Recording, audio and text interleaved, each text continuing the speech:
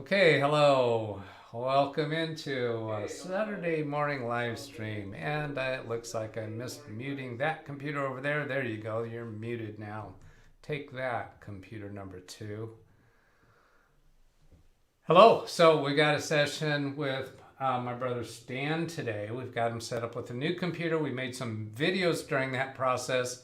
They're in the can. They need a little bit of editing before I can publish them, I think. Maybe once I look through them, I might just go ahead and publish them as is. I need to do better at just publishing as is and not holding things out for editing. It's just, there wasn't any, the things of editing I want to do is, there were some processes that were running for a long time and I allowed the video to keep recording, but then when it finished, we didn't catch it right away. So I thought, cut out that blank space at the end. That's the kind of thing that I'm wanting to cut out. So I'm going to punch over to Stan here and unmute him, and we're going to see how this is working right now because I'm not totally sure how the audio is. So go ahead and say hello, Stan. Hello, everybody. This is Stan. Okay, that came through good. And even though you have your headset, let's see, is your headset plugged into the new computer? Yes. Okay, so we're going to switch over here. I already have remote connection to your computer. I've got to go to the right screen here to pull that up, and that's over here. And I'm going to, okay, I'm going to go ahead and bring that on screen. Then I'm going to minimize your Zoom session. At that point, you only see me in this little thumbnail window. Correct. And then I'm going to adjust this picture-in-picture. So we're set. We've got you set up this morning with your two computers, your old computer and your new computer, and your cell phone to do some performance testing during this live stream. And I'm trying to adjust this the bottom border of that picture-in-picture.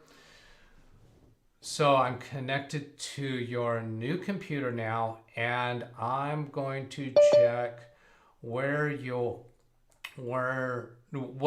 microphone you're using.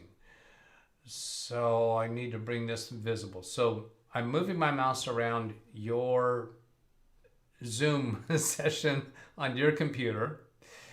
The image below that shows both of us side by side, Stan doesn't see that. That's going over the live stream right now. If I click on his microphone, that would mute his audio. I don't want to do that. I want to check and see, because he has his headset plugged in to the new laptop, I'm thinking, which microphone is Zoom using on that laptop? It's using his, up here, microphone. His jack mic, so that's his microphone plugged in to the jack. That's the microphone on his headset. When Stan and I were doing a video yesterday, the audio was really clear. So I'm going to switch him back to the microphone that's built into that laptop. We're going to see how that goes. So I just clicked on that, waiting for that. Okay, Stan, give us an audio check. Testing 1 2 3 4 1 2 3 4. I think that's better. I'm going to go switch it back here. Testing 1 2 3 4 1 2 3 4. Yeah, I hear a little bit of a background hiss when your microphone opens up. So let's come back to what's built into the computer and try that again. Testing 1 2 3 4 1 2 3 4. Yeah, there's still. I have a thought. Yes, go ahead. What's your thought? We had the cell phone hooked up also. Could I do the audio off of the cell phone, because we are going to be turning the computers on and off, which will lose the connection, I would think. That's right. That's right. And as a matter of fact, for that point, we could actually do Zoom totally from your cell phone so that the Zoom isn't running on your new computer. Is it a fair comparison if we're comparing your video editing software on these two computers side by side, but one of the computers is preoccupied with the Zoom session?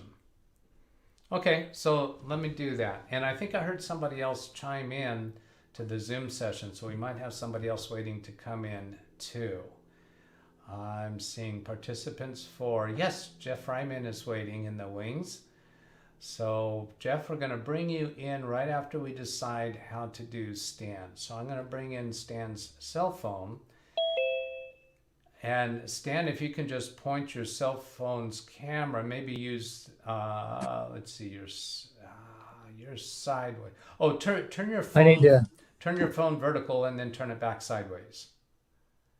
That should get your, yeah, that got your video changed. Okay. Then point your phone down a little bit so you get proper headroom. No, the other way.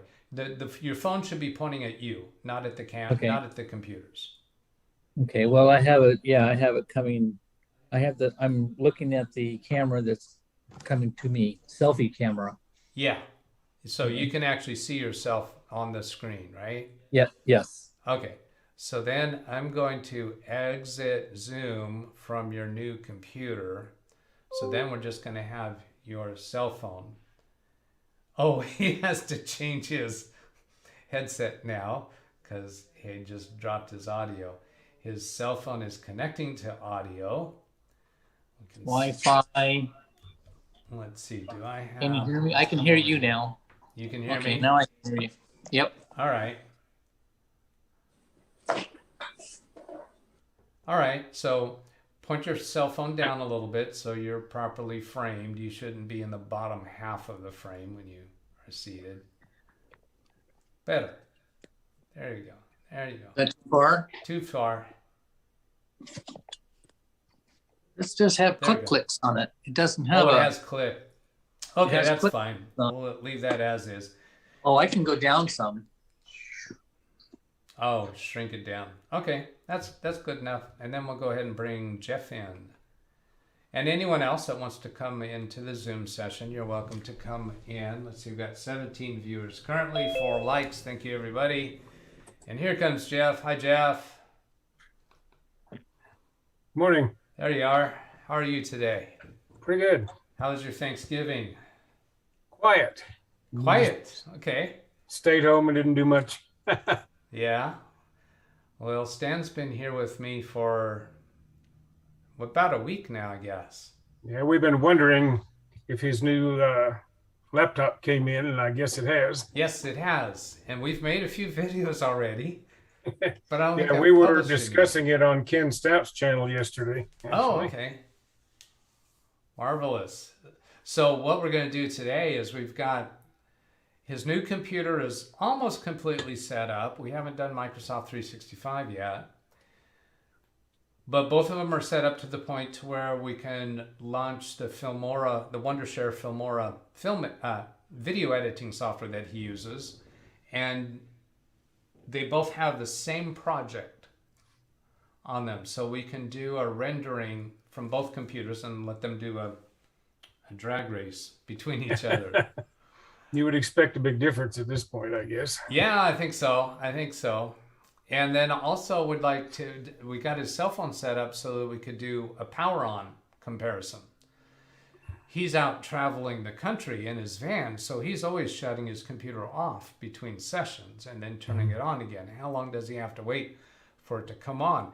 This computer that we bought for him isn't a really expensive video editing computer. Some people might say, well, that's not a strong enough computer for serious video editing. Well, Stan's not doing serious video editing. He's doing short videos, combining a few cuts, some pictures, and it's not very complex, but the old computer is pretty slow with it, and it was kind of frustrating him. Does the new one have a solid state drive? Or? Yes, it does. It has an NVMe, you know, one of those drives? Right. Well, that ought to make a big difference. NVMe. Yeah, that ought to make a big difference, though. Yeah, it should. It should. And I think we've already seen that it does. We're just going to document that on video here. Now, let me see if I've got his new computer on screen here on my number 2. And I'm going to have to adjust the picture in picture now since we have 3 personages in the Zoom session. There, that's got it. And let's make that a little bit smaller. I know Ken Stapp would be interested in this, but he's traveling today. Ah, okay. Then let's bring this down. Here's my remote software, Log Me and Rescue Technician.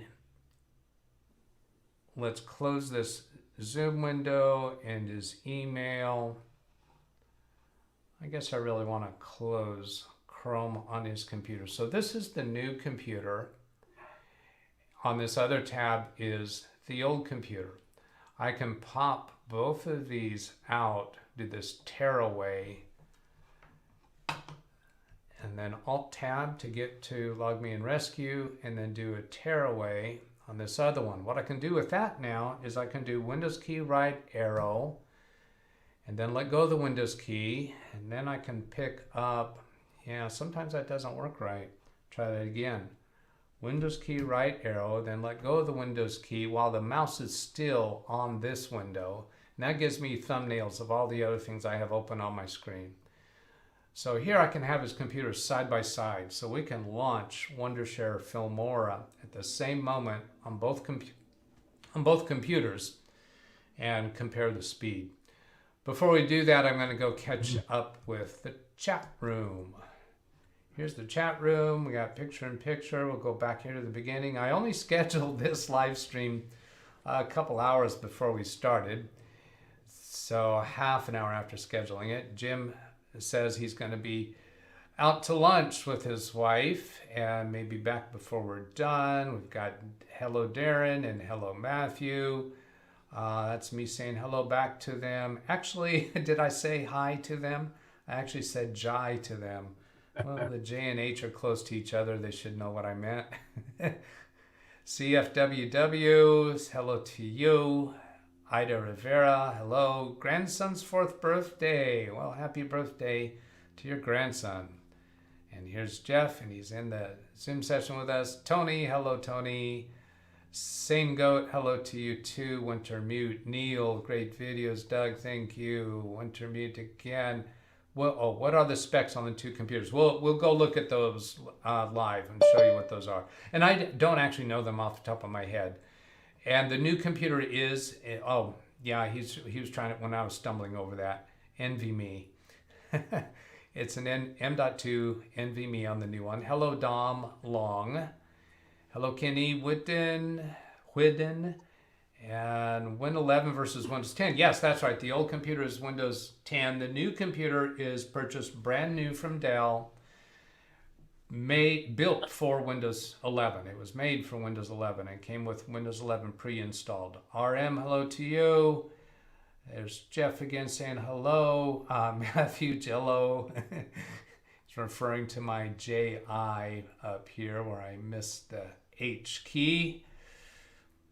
And then that makes us caught up. So I'll minimize the chat room. That gets us back to these two computers. So the way we're going to do this is Stan on the new computer, which is on the right, he'll launch Wondershare Filmora, and at the same moment, I will launch Wondershare Filmora on the old computer. In the left corner is the old computer. In the right corner is the new computer. So Stan, I just clicked on the icon on both computers for Wondershare Filmora. So we both are going to just press the Enter key on the keyboard at the same time. I'm pressing the Enter key for the old computer. Stan's going to press the Enter key for the new computer. So we're not going to click. We're going to use the Enter key. And the way we'll do this, don't do it yet. The way we'll do this is 3, 2, 1, 3, 2, 1, go. So on go, you hit the Enter key. Got I'm it? sorry, Oh, you did it. I thought that was the go. When I said not this time. Yeah, I'm sorry. Let's That's shut the new it down. computer. Okay, go ahead and exit. Now, it's a little bit unfair to do a speed comparison when one computer has already launched the program, because that program code is in memory. The second launch of it is going to go even faster. So we might do 2 or 3 of these comparisons. So Stan has the Wondershare Filmora icon clicked on, but I'm going to ask you, Stan, don't use the mouse to launch it. I want you to use the Enter key because it's more positive control. If you use the mouse, especially with that trackpad, your finger might slip. We might not get a good clean launch. But the new computer has an unfair advantage because it has already launched the program once. The old computer, we turned it on maybe, I don't know, 20 minutes ago, and I don't think Filmora has been launched since turning that on. Is that right? I've launched, yeah, right. And I've launched Filmora probably 3 or 4 times since it's been turned on. So On the new that wasn't computer. the first time I launched it Yeah. during the session. So in order to put a check on that, well, one of the things that we want to do is we're going to shut both computers down and use Stan's cell phone to point to both screens at the same time and see how quickly they power on. After they're both powered on, we'll launch Filmora on both of them, and that will be a more fair comparison because it will be a first launch for both of them after having restarted. Okay, so the way I'm going to do this is I'll count down starting from 3, and at the end of that countdown, I'll use the word go. I'm not demonstrating it now. You're going to say 3, 2, 1, go? That's what I'll do. When I say go, we both hit the enter key. Okay. On board? On board. 3, 2, 1, go. And they're off. Coming around the first corner is the new computer, Wondershare Filmora. They both have the splash screen, a little different splash screen. Yeah. That's interesting. We did just, of course, freshly install Filmora on the new computer. The old computer was installed. It's been on there for a while, and it shows a version number there. I can barely see it. 107, I think, at the end of that version number. Oh, I missed it. All right, Okay. and this is offering what project. So on the new computer, it automatically opened an untitled project. On the old computer, it did not automatically open an untitled project. Yeah, on the right side, it says untitled. There's no content. The left side, new project. So those actually started up a little bit different, but we certainly got a feel for it being faster on the new computer. And now what do we have? Oh yes, that's part of the problem we're having with the old computer. So here's an issue. We installed the program on the new computer yesterday, I think, and Stan applied his license to it because he has a paid subscription for Filmora. When he applied the license to the new computer, that removed the license from the old computer. So it's on the old computer, it's starting up, I think, in a demo mode. Yeah. Yes. I'm going to make this bigger so that you can see it on YouTube. You are currently signed in as Stan R. Betts on one other device. Your device limit is 1. If you log in on this device using this account, you will be logged out of the following device. So that's actually going to log him out of the other device. So it's actually not a matter of only licensing one computer, but it's that only one computer can be using the program at the same time. So we're going to say do not log in here.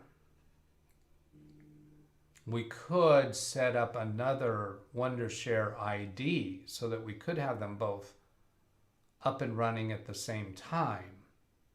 Huh. You know what? Okay, let's do that. Let's show what it takes to create an account on Wondershare.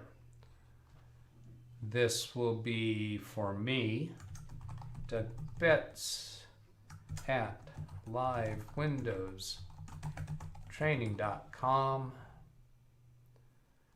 Checking spelling. This is the old computer. Right, at Stan, I'm operating on the old computer. Yes, now, you right? are. Okay. Yep. And then here, confirm email. Can I copy paste? Nope. A lot of times when you're confirming email, they will disable the ability to do copy and paste.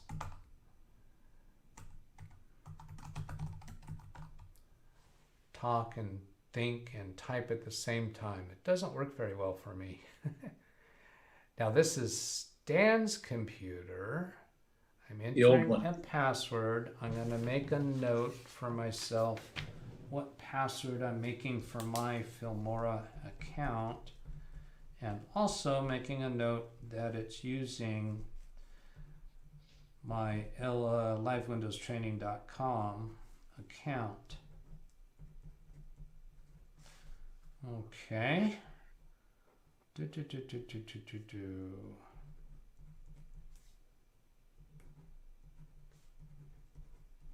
A unique password.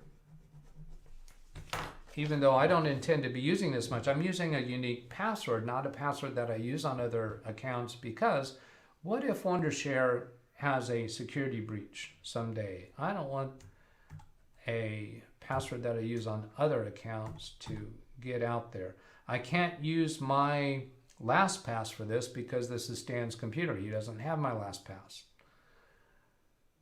I'm going to come back and do that again, be sure I'm typing it right.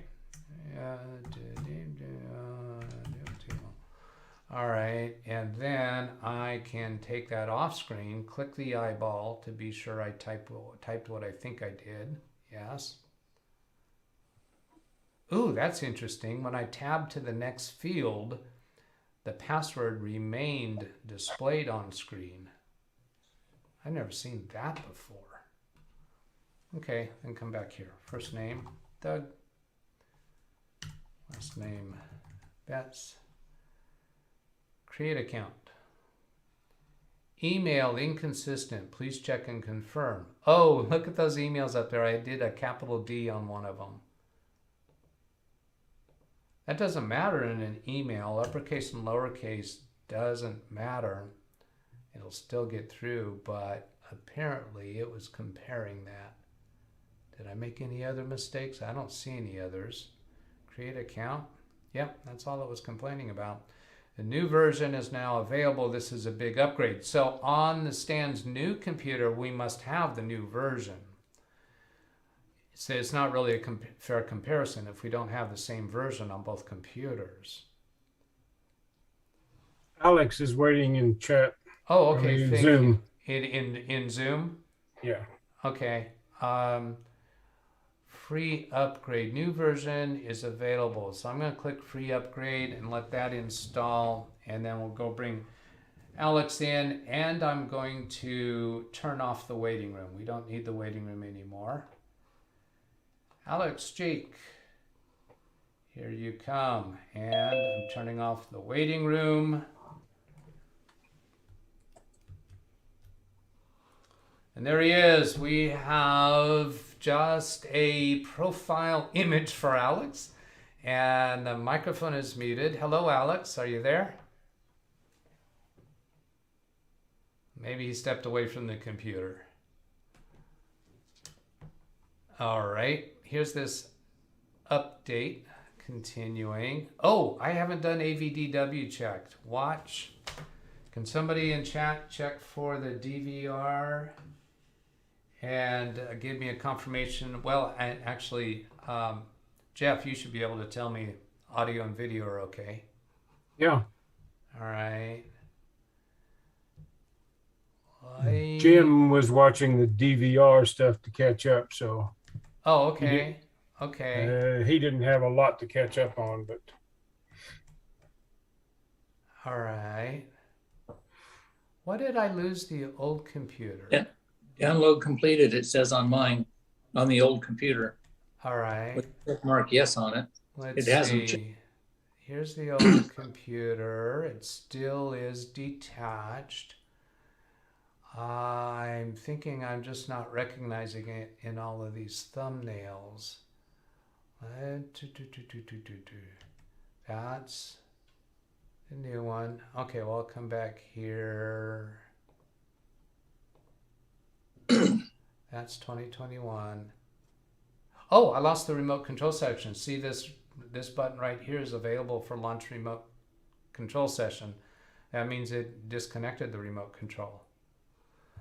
There it is. Download complete. Let's make that full screen. Yes to close the program running, install the new version. Click cancel to install it next time. So click yes. So your log me in can handle multiple computers at once. Oh yes, I can have lots of computers at the same time. And I do that sometimes. If I'm doing like a round robin updates on client computers, that's the That would be most common useful. occasion, and can be working on multiple clients at the same time. Yeah, that's sweet. Okay, so this is the old computer with that installed. I have to tear away again. So then I had this one, the old one I think I was doing on the left side. So Windows key, left arrow, and then let go of the Windows key, and I did not get thumbnails. Try that again. Windows key, left arrow. Nope, I need the mouse in the title bar. Windows key, left arrow, let go of the Windows key, and then I get the thumbnails. That technique is a little finicky. Doesn't work real smooth all the time. Take a look at chat. Let's see. So, where was I? Specs on the two computers. I remember reading that. 11 versus 10. Zavi Menoris here. It says hello to you. John Aloe Sr. Hello, Doug and chat, new to this channel. John, if you'd like to give me a better pronunciation for your last name, I'd love to have it. Maybe do a phonetic, type something in the chat to give me an idea how to pronounce your last name. Betting on new, Wintermute. Well, that was pretty wise. Alex in the waiting room, he's with us. Alex, are you there yet? Can you say hello? Wintermute, it's cached to start. Yeah, that's when we had the program already started on the new computer once. Jim, late again. I hope you had a good lunch with your wife. Story of my life catching up in DVR. You probably didn't hear me say that.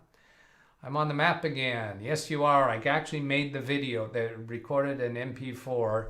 So you are actually in the MP4 version of the video of the Google Earth. Oh, Rick Lakes, hello to you. Almost skipped over you. And there's hellos back and forth. Good afternoon from PH Ringer. Hello to you. Ida, DVR.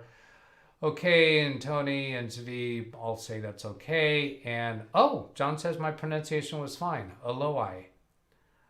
So I'm not sure if I said it very clear. So I'm saying Aloai, pronouncing the O and the I. John Aloai. I'm not entirely sure that's the way I pronounced it the first time. Let's bring these computers back up on screen and see what's next. You know what I'm going to do? Yeah, I have that highlighted there. So bring these back. Filmora is open on the right.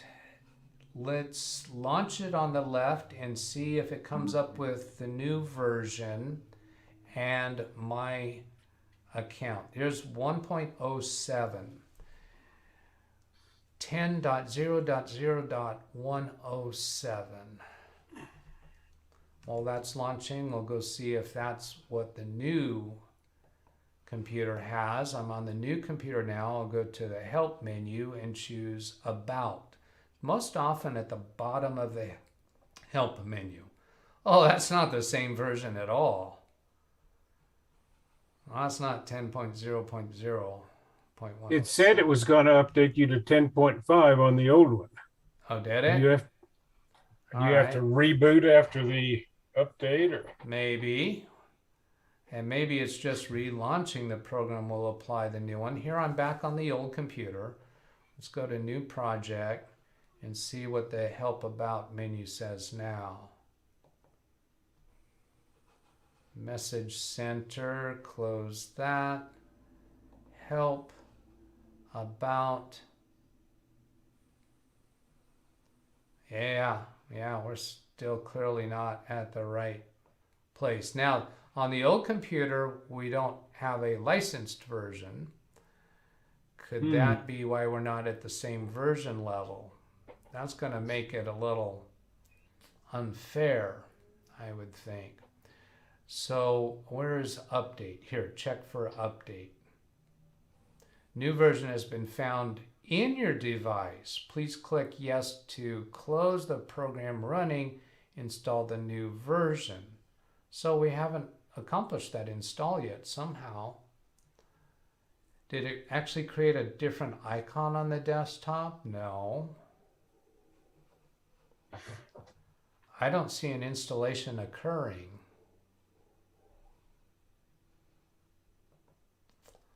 Go to the start menu.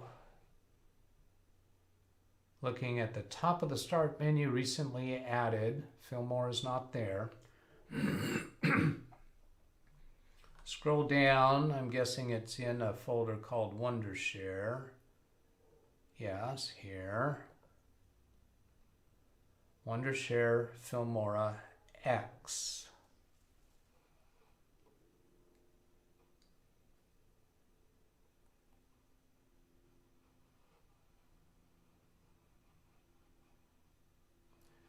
That says 10.0.0.107. And X, Filmora X, the X can be interpreted as 10. So this is basically version 10 with a subversion of 107. Initializing, or no, that says initiating. This doesn't look any different. Nothing here about updating.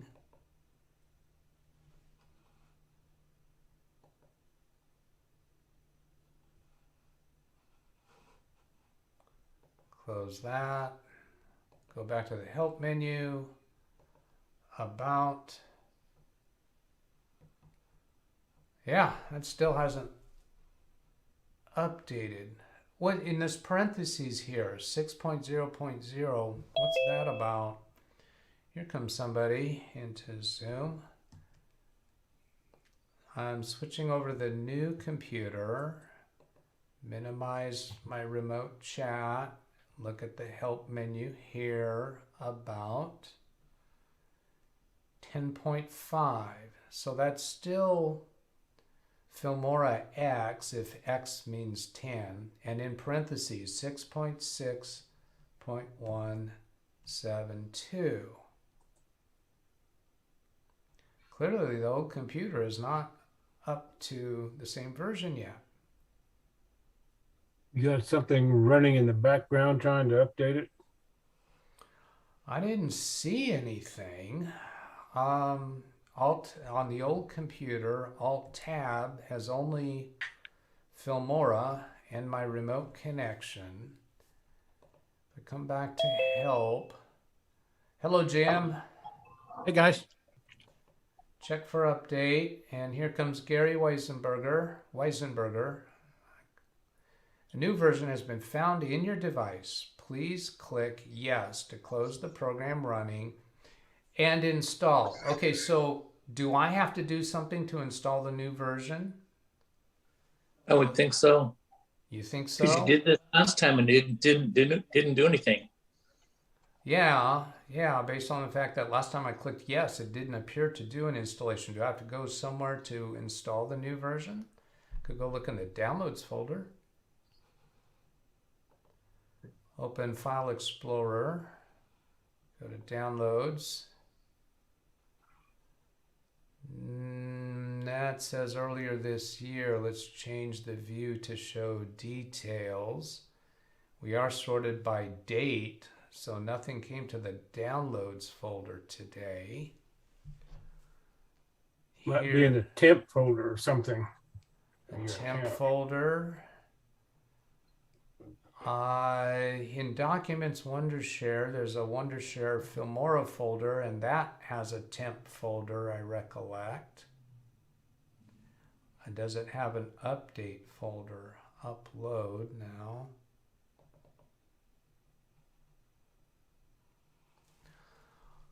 Well, this is odd. When I said temp folder, I was thinking of one of those weird ones that's like your hidden temp folders. Yeah, so where do I go to find it?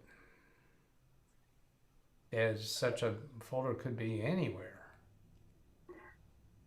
And why didn't it tell me where to go to do the update? Yeah, very strange. Well, how about we go log into the Wondershare Filmora website? So in Google Chrome, I'm going to type Wondershare. There's Filmora.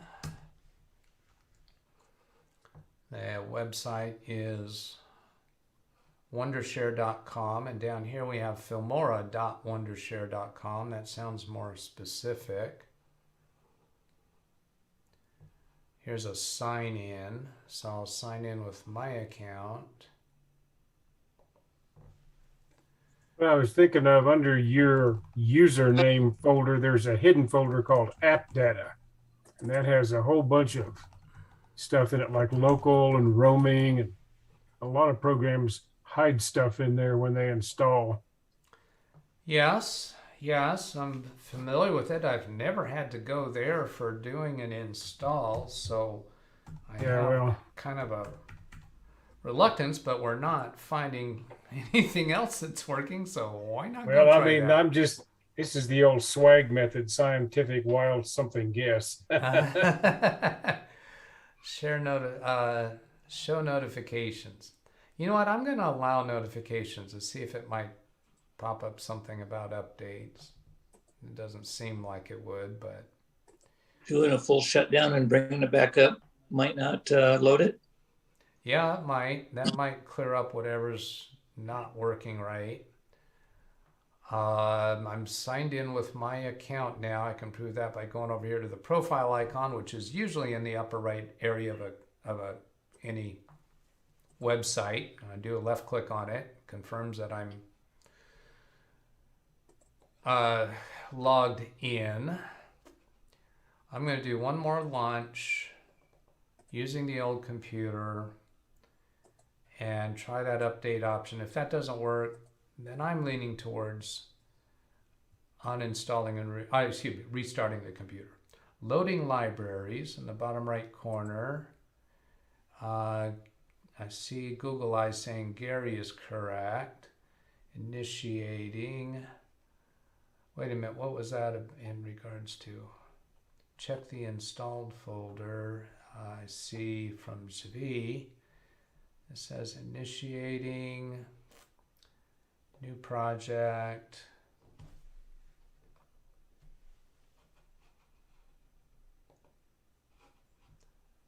Gets this screen. Hey, Doug, Yes. is there another Gary? Is there another Gary?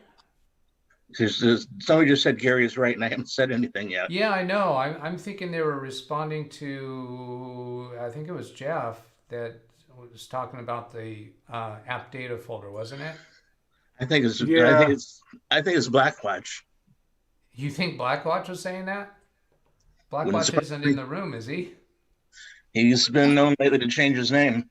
Oh, okay. So Blackwatch might be here as perhaps Google Eyes. in the chat room as that, or he could be. No, the guy with the white headphones. Yeah, he's talking about me.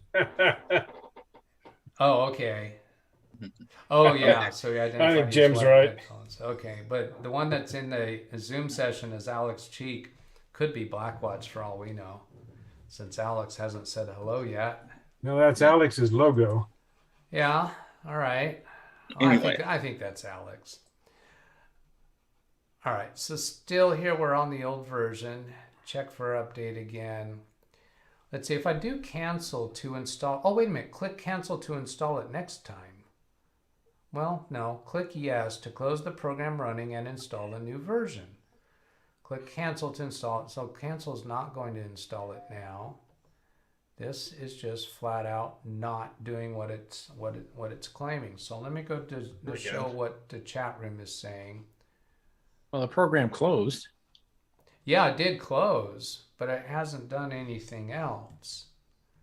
Stupid idea. Check the downloads folder. I did. Okay. There's nothing downloaded within the last month. Okay. Let's see. Check. Yeah, V says check the installed folder. Greg Guy, hello from St. Mary's County, mid-chilly 43 degrees here. Google Eyes was actually referring to Jeff being correct. The update is not running. Try download the latest version from the website, installing that. I was kind of thinking, should I uninstall what's there first? No, I don't know that I would bother. I don't, yeah, and plus I want to be able to use the project that Stan already has in there. The guy with white headphones, and check Task Manager. Yeah, that's a good one too. I'm going to minimize that. That brings us back to the old computer. Task Manager to see if there's anything functioning right now in terms of an update. So I sorted in order by the CPU column to see what's taking the most CPU time. I don't see anything there that looks like an update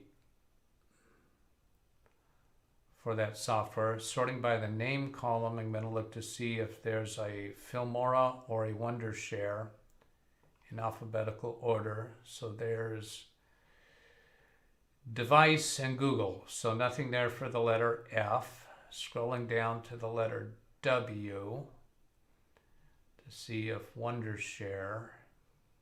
No. Oh, wait a minute. There's Wondershare Studio is open. 3.9 megabytes of memory. No CPU utilization.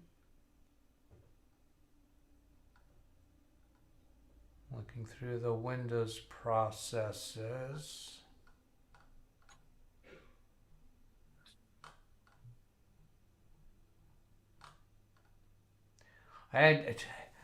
I've been complaining of late, I don't know if I've said it on video or not, that a lot of programs don't show progress indicators when they're doing something.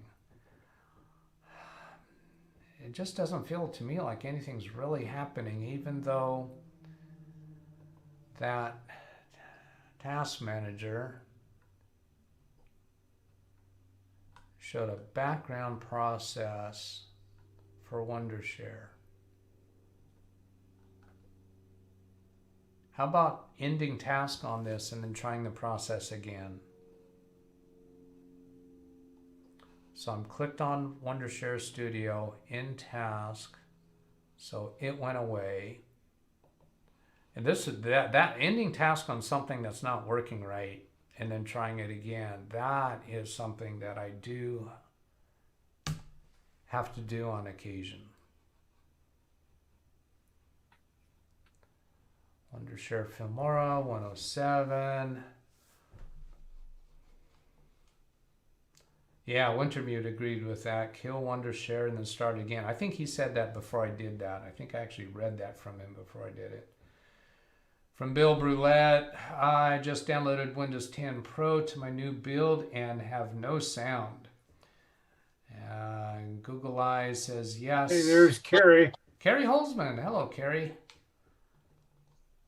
Nice to see you. I checked in on your Amazon live stream yesterday. It looked like there was a lot of people active in the chat room on Carrie's Amazon live stream yesterday.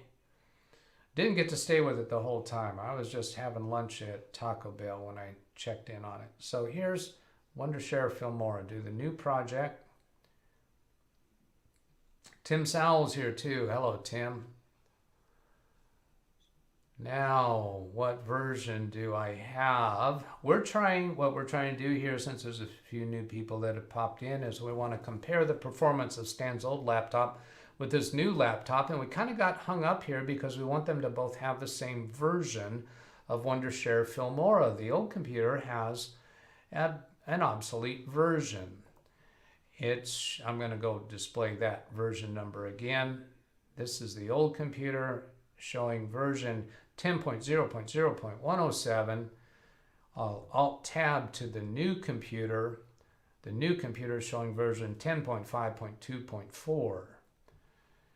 The new computer is Windows 11, and it did a fresh install of Filmora yesterday. The old computer has had Filmora installed on it for quite some time, many months anyway. A good year.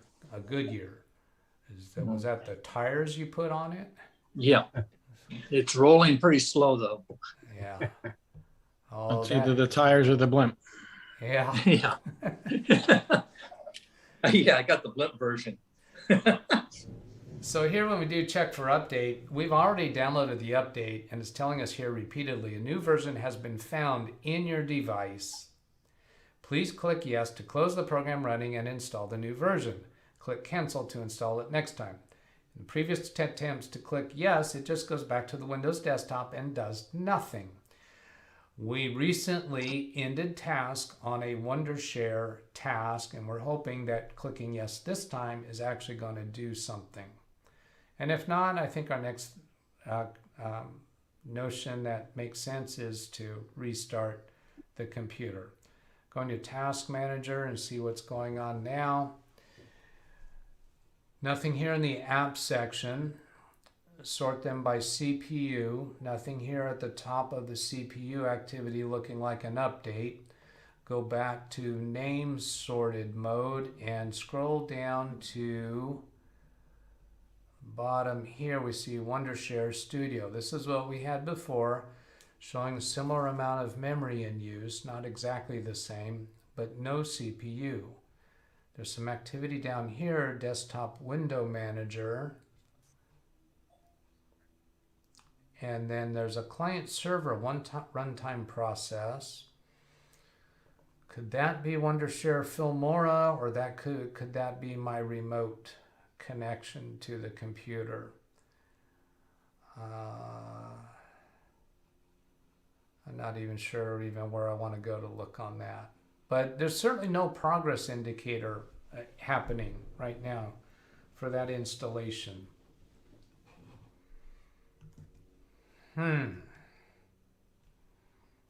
Still, let's see. After Carrie, we got Bill Brulette, right click bottom right and click sounds, then change sound. So that's Google Eyes trying to help Bill with his new Windows 10 Pro and not getting any sound.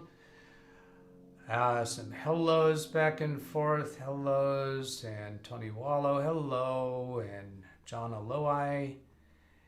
Ida, probably what's downloaded is corrupted or not complete. Now, how can we find what's downloaded? It says it found it. There's been a couple suggestions of, like, check in the installed folder. Not totally sure what Javi means by the installed folder. Could he mean the program files folder? What is an installed folder? Oh, how about apps and features? Windows key R appwiz.cpl, if I can spell the letter L correctly. In here, we should be able to see when Wondershare Filmora was last installed, November 18th, 2020. What did you say, Stan? More than a year? Well, a year is what I said. A year and 11 days to be fussy, or a year and 9 days. Wondershare helper. So nothing here shown installed today for Wondershare. If I sort by the installed on column, look at the top, there's the most recent installation was 2 days ago for Microsoft Edge. And this is the old computer. The new computer has more recent installations. We haven't been doing much with the old computer. So that's programs and features. Go to the program files folder and look for Wondershare.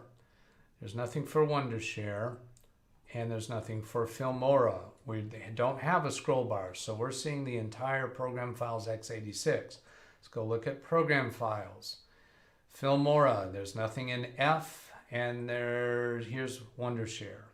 Double click Wondershare to look inside that folder. And here's November 27th. That's today. So here's a folder dated today.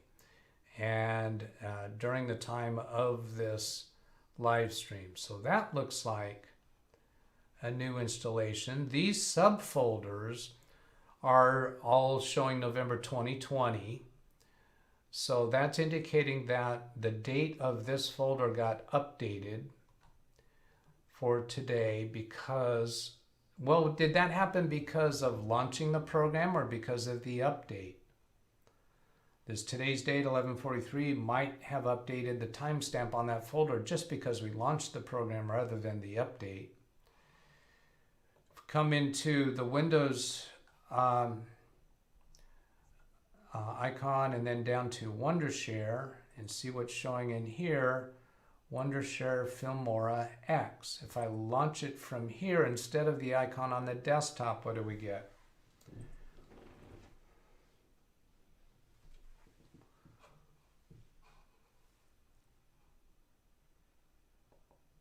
Minimize this window and see if something's happening in the background. They're showing the same version number. I'm about ready to let go of this because we don't really need the newest version on here. Do I see Alex in the Zoom session now with his camera on? You do. Hello, Alex. Good to see you.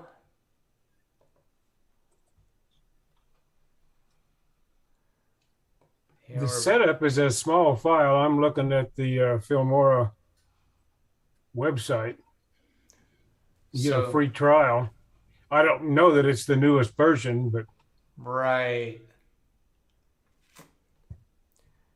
This is still just not happening. Okay, so let's do a restart because we're also wanting to shut down both of these computers to show the comparison of how fast they start up. Stan is in what I'll call my Studio B. He's in my kitchen with both his old laptop and his new laptop. And we're looking to do some speed comparisons. His new laptop it was a $500 brand new laptop from Dell.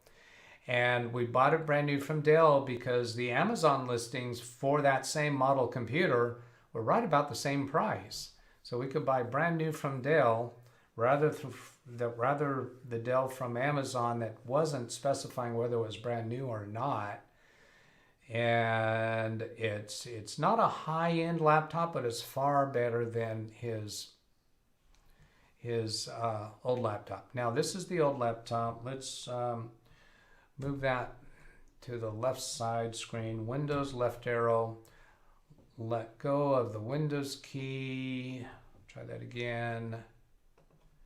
Windows left arrow. Let go of the Windows key. There's my thumbnails on the right, and there's his new computer on the right. I'm gonna bring both of them back to the desktop so you see both of them are there. And what was this on the new computer? Oh yes, this is another issue we're having on the new computer. When we exit from Filmora, we get a message, unable to create the error report. Please verify there's enough space in your temp folder. So now that we have actually exited, we'll go into the Documents folder where there is a Wondershare folder and a Wondershare Filmora. One of these has a temp folder. Oh, and there's a Wondershare Filmora subfolder of Wondershare. Here's temp. And there's a bunch of stuff there. These are your photos, Stan. Yes. That's curious that they're in the temp folder. What extension do they have? JPEGs? JPGs for what we're seeing here, which I know you're tempted to bring up the other topic about what Apple's doing with JPEGs. Let's hold off. Did they mean the folder defined by the system as the temp folder? Well, I suspect it'd be referring to the temp folder under Wondershare Filmoras. That's what it seems like it's complaining about. So here's a temp folder with, oh, that's a year old. You know what? We must have copied this from your old computer. We're Yeah. on the new computer now. So that's a project backup. WS Wondershare VE project backup. It must be trying to create a backup of your current project. I'm going to try deleting that folder. Now, Yeah. here's a crazy thing with Windows 11. For those of you who haven't seen this yet, I want to delete this folder, so I right-click on it, and I'm expecting to find delete. Notice there is no copy, there is no delete. You have to go to show more options for that. Or there's a garbage can. Oh, was there a garbage can there? There should be at the bottom. I don't see a garbage can on that. Oh, here it is. That's a delete, and then here is rename, and there's copy, and there's cut. Okay, that's fine. So instead of having those options on the menu as text, they've got them up here as icons. I get it now. And you are right there on the next page also. Or you don't Yes, scroll. they're on the more items or whatever that was called.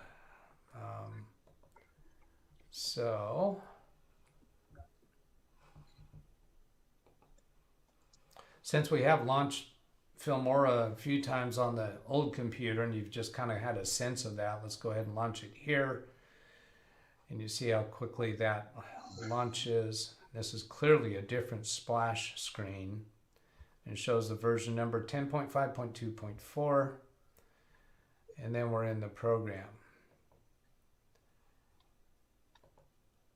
I didn't want to do OK on that. That's going to take me into that Creator Academy.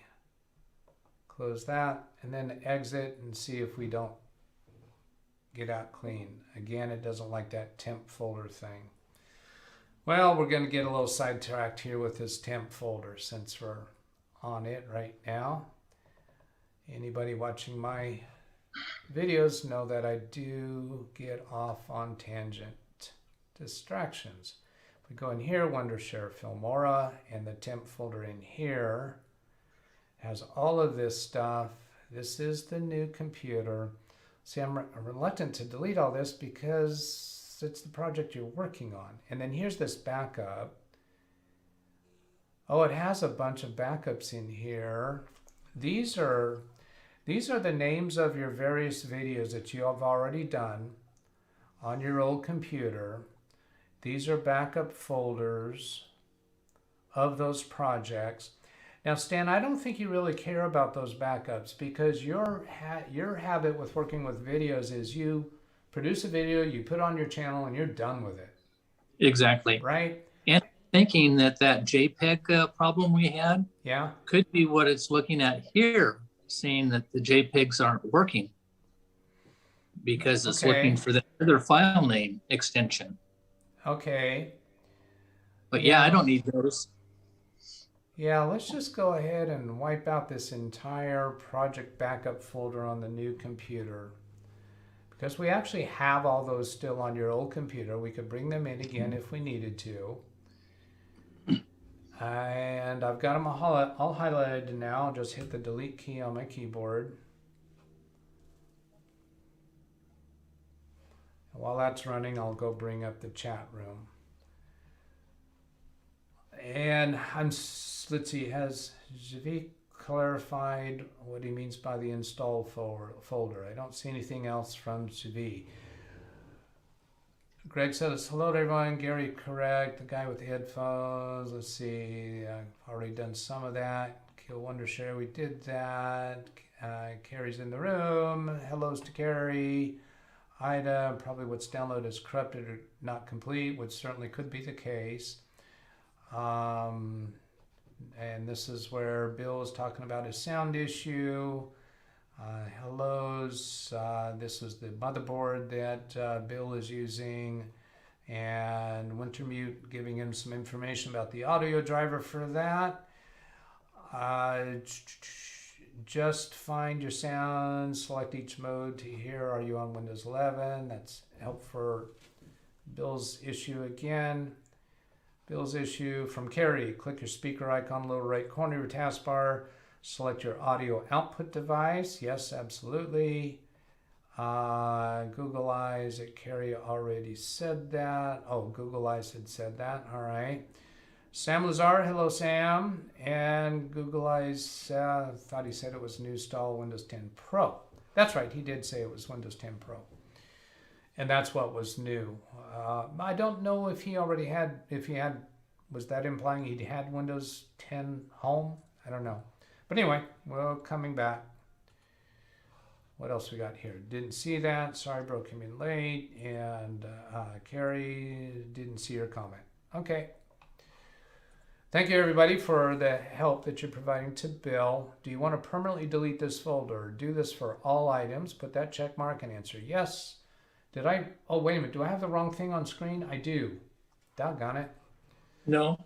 Yeah, I did. Well, you guys in Zoom, if you're just looking at the Zoom session and not watching the YouTube video, you didn't catch that I had the Zoom session on during that whole time that I was reading through the chat window. And I like to have the chat window on the YouTube video. So there, I missed that, and here I get a wrist slap for that. Okay, all that deleted. Now here's still the temp folder.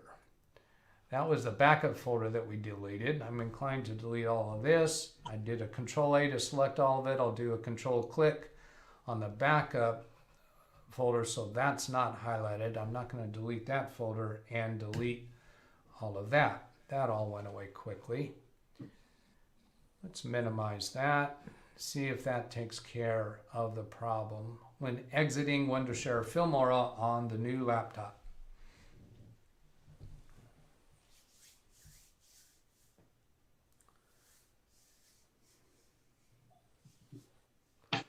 And I'm not gonna do that studio thing. Oh look, once I clicked once into that, this light bulb is no longer blinking, trying to get us to go do that training session they have. That's been a nuisance. Okay, close.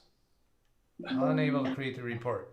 Please verify there's enough space. Okay, so we've tried some things, a few things that make sense, and we haven't done a Google search yet, so I think it's time to do a Google search. I'm going to start with Filmora, and then quote, unable to create the error report, period. Please verify, whoops. Can't type, talk, and think at the same time. Verify.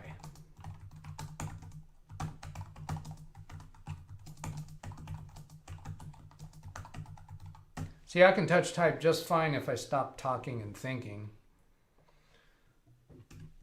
Quote, at the end of the line, enter. I probably could have just included some of the keywords and all of that rather than typing the whole thing out. Unable to create the error report from the Steam community.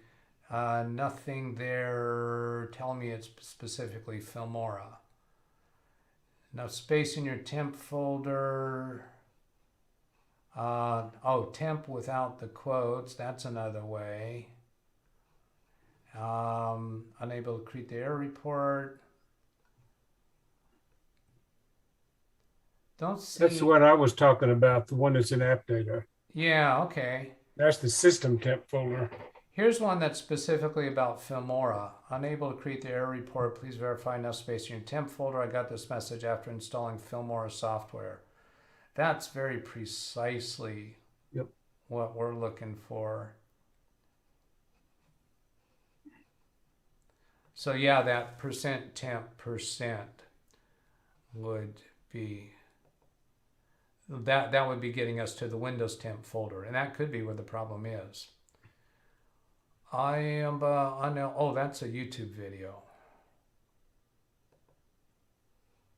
Oh, that's a website with their advertisements and their, oh, here. Oh, is this just a picture of that error message? That's exactly the error message we're getting. Scroll down through this stuff. Unable to create the error report. Please verify enough space. I got this message. Problem says, try to install another version of your software after total uninstall. Here I use Revo uninstall to get rid of leftover files. Please note you Need to remember the original temp path in case you want to set it all back. Just copy to notepad or text. Usually it's user profile temp. All right. Looks like Doug, does it say which temp folder it's after, the system or the user? No, it doesn't tell us in the error message. Because one is in Windows and sorry. Filmora has its own temp folders, so that's where I was inclined towards. This website here just looked, it's just really doesn't have much at all here, and obviously it's just trying to draw people into seeing their advertisements. Well, they're trying to sell their software, I think. Software, or yeah, I guess Keezy Read, it sounds like it, but they're making a lot of, looks like they're focused on making money off of advertisements. Yeah. With the excessive amount of advertisements they have. Help desk. Is that what they are? Is a help desk? Looks like it to me, but I'm not sure. Space in your temp folder. Got this. If your problems still exist. So this is their. They're actually doing their advice here. This is not somebody asking a question. If your problem still exists, try to install another version. Use Revo and installer. Original temp folder. Okay. I'm going to go catch up with chat just in case somebody's got the magic solution there.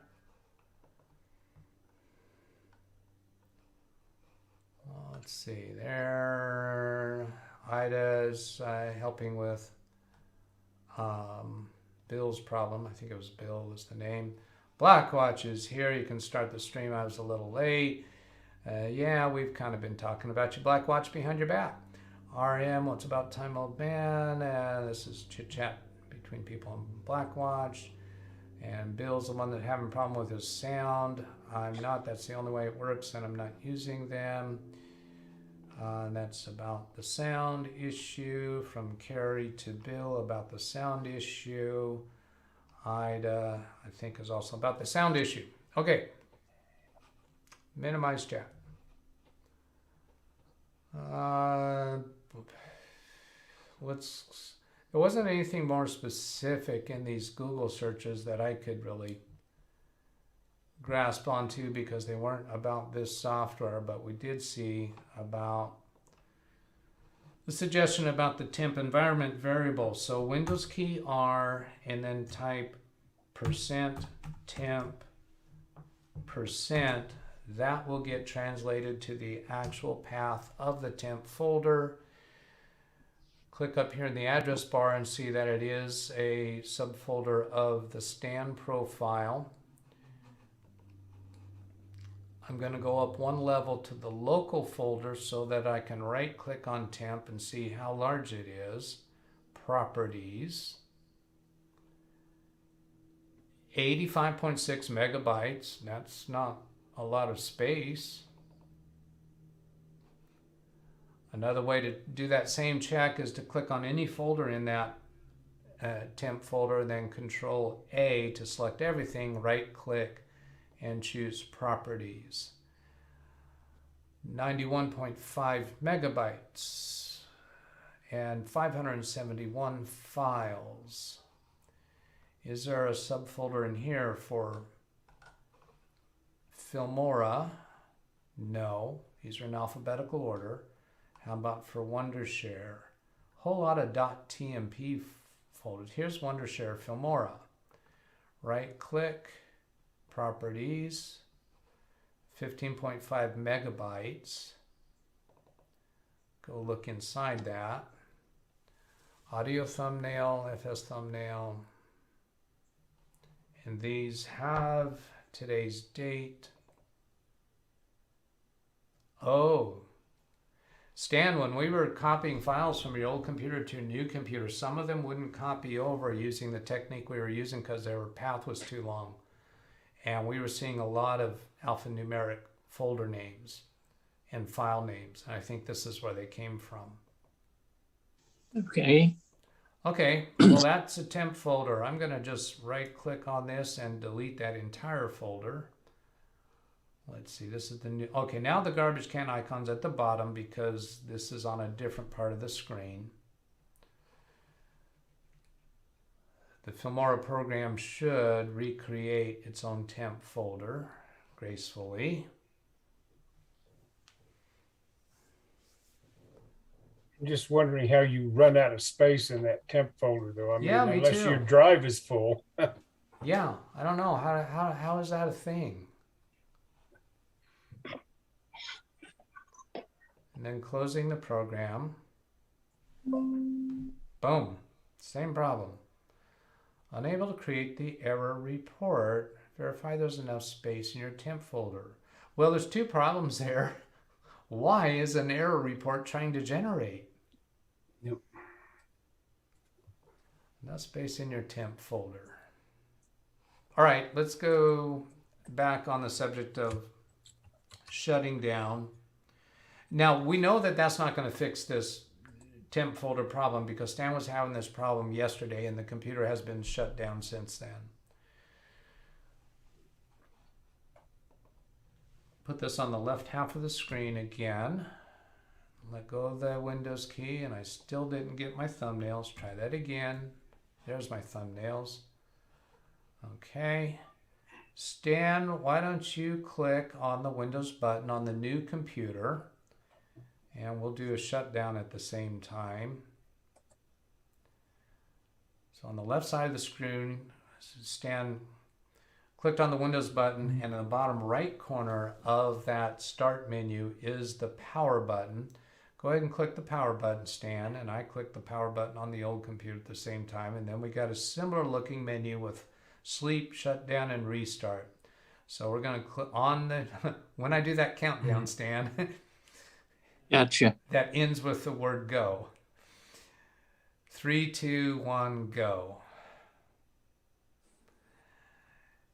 And Stan's in the Zoom session with his cell phone because we knew we were going to want to shut these down. The computer on the right is the old computer. It still hasn't shut down enough to break the remote connection. Well, it's on my left. Is it on your right? The old computer? Yeah, it's on my right when it's on my right when I'm on the YouTube video. Okay. Okay. So now we're looking at my remote connection software. Both computers show as active with an hour and a half each. These are going to change to reset these timers to 0 when my remote software detects that they are restarting. I did a shutdown, not a restart. Okay. That's right. I did shut down on both of them. I did shut down on mine and you did shut down. So they're not going to restart. Except that on the old lap, both of them say they're reconnecting. On my screens, they're both blank. They're both blank? Oh, okay. So that's what's going on now is my remote software is trying to reconnect to the computers and it has a counter, a timer that's showing how long it has been trying to reconnect to those computers. It shows a little bit longer for the old laptop than the new laptop. That's interesting. So it recognized longer ago that the old laptop was shut down. Let's go catch up with chat before we go on to the next phase of this. Sam, Lazar has a bit of an issue. My laptop cannot communicate with Wondershare servers. Any other computer works, but Wondershare servers in any program is blocked. What should I do? Well, that's curious. That's related to what we're working with here, isn't it? My laptop cannot communicate with Wondershare servers.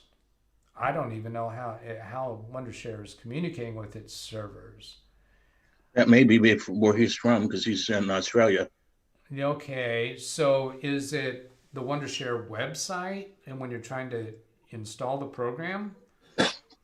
Or is it you have the program installed and it is not working? Any other computer works, but Wondershare servers in any program is blocked. I don't understand that. Any program. You have multiple different maybe multiple different programs from Wondershare that he's using. Sam, you ought to come into Zoom and so we can ask questions about that. I think you have the Zoom credentials. Carrie to Bill about the sound. Blackwatch to Ida, calling. That's chit chat between them, just like using TV, like you are at work. What? Bill Brulette. Oh, this is Bill having the problems with the sound. Just using TV like you are, it works fine on the other PC. Not sure I read that right. Ken's on the road again. Have both. Computer 2015. Doug, Yes.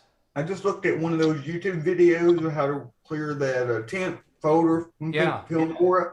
Yeah. And what it looks like what it looks like they're showing is that Filmora is expecting the temp folder to be in the C root directory instead of in the user profile.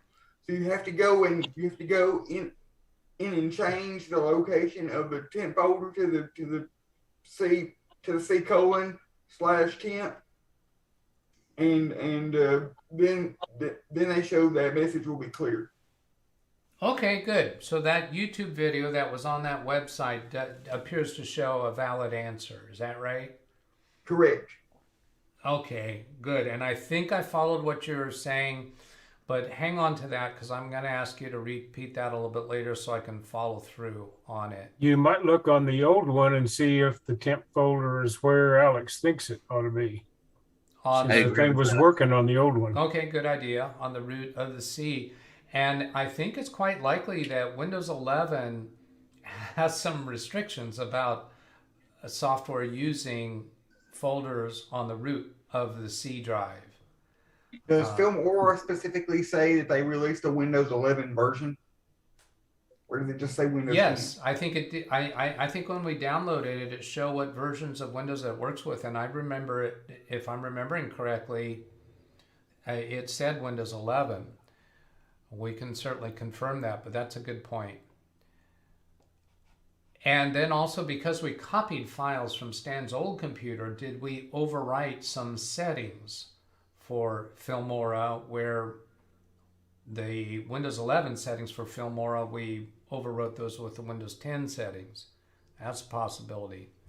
So this is a copy. This is a copied version of Filmora from an image, or no. The only thing we copied was Data's user files for Filmora that were from the Documents folder. So no, we didn't copy the program from the old computer. I created a temp. Oh, sorry, Doug. I created a temp folder and I put Data in it, and it's working fine in the root directory. And you're using Filmora? No, but I'm using Windows 10, 11. Oh, so you created a temp folder off of the root of the C drive in Windows 11, and you were allowed to do that? Yep. Yes. And that's your point. Okay. Yep. Let's see. Here's more sound. I get it. Okay, I'm getting to a point where I'm going to start skipping over the chat messages that don't have me in orange. Let's see, program cannot update, authenticate, Blackwatch to Carrie, good to see you. Sam, can you, Doug, send me the Zoom link. Sam, send me let's see. Yeah, let me do it this way. I know I can get to Sam quickly. In email, anyone else that wants to come into the Zoom session, if you don't have the credentials, send me an email, DougBetts@LiveWindowsTraining.com, and I'll send you the credentials. So it's easy for me to get to Sam's address, and I'm just going to reply to one of your random emails, Sam, and paste the credentials. And that's the right one. So there, that is fired off to you, Sam. Coming back to chat. Hello all. Ida's regarding the sound issue. On the way, could be firewall issue, system firewall, Norton antivirus. Same with the website. Okay, so maybe we'll hear something more specific from him. Okay, so we got both of those computers off. I'm going to get Stan's cell phone highlighted for everyone.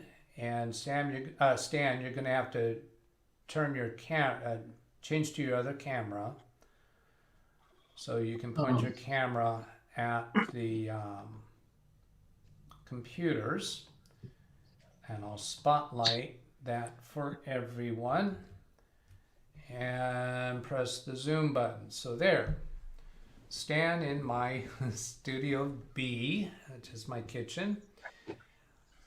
And so we're going to have Stan press the on button on both computers at the same time, and we'll get a comparison for how quickly Stan's able to start his new computer. It's a reach. The computer on the left has the power button on the left, and the computer on the right has the power button on the right. 3, 2, when you're ready. 3, 2, 1, go.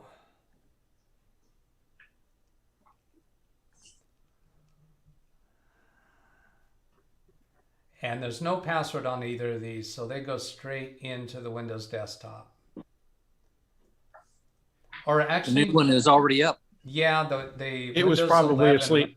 Didn't go into the desktop. It's waiting for you to click. Go ahead and click on the Windows 11 computer, because you got to click on Stan even though there's no password. Go ahead and log in on the Windows 11.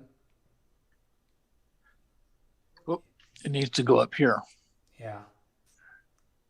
So when we saw the splash screen on the Windows 11 computer, it was started. And that gave us a comparison between the startup for those two. All right, Stan, you can turn your camera back around. I'm going to connect remote to your computers, and I'm going to take you off of the highlight on Zoom. Let's get over here, do that. Gallery. So that brought that back. Good. So now my remote connection software shows both of these computers are active. It's showing the new computer has been active for about 10 seconds longer than the old computer. I'm going to go ahead and connect to both of them. Here's the new computer and the old computer bouncing back and forth. The new computer became visible to me much quicker. I think, let's coordinate this to the way Stan has the computers on my kitchen table. Is the new computer on your right side, Stan? Yes. That's what I remembered. So I'm going to tear that away, and then I'll go to the old computer, tear that away. I'll click on the title bar for the old computer and do Windows key left arrow, then let go of the Windows key. Here's my thumbnails, and bring up the new computer on the right. All right, and the new computer came up with the start menu automatically open. Did I hear somebody else come in to Zoom? Sam, Gary, Jim, Alex. Nope, same people. And it's showing up right. Double click on the title bar for the new computer. Well, now wait a minute. I was about to do this wrong, wasn't I? I was about to try launching Filmora on the new computer and see if we fixed that temp folder. We know we didn't, because we haven't done anything that was specifically a right fix for it. What we want to do here, we've done a fresh reboot on both computers, so we're going to launch Filmora on both computers at the same time. The Wondershare Filmora icon is selected on the desktop. We're going to launch it by pressing the Enter key on the keyboard. We do not have to have the mouse pointed to the icon. Because the icon is highlighted, the Enter key will launch it with total disregard to where the mouse is. Mouth? I got a lisp now.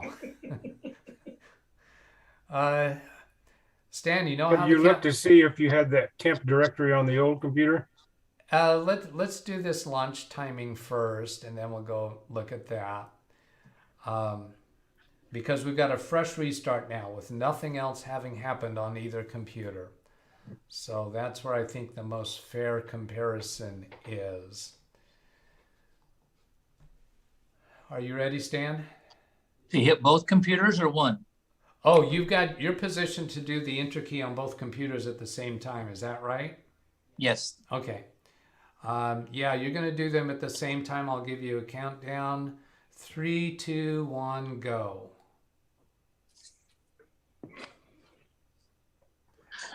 All right. On the right, we saw the splash screen come up sooner.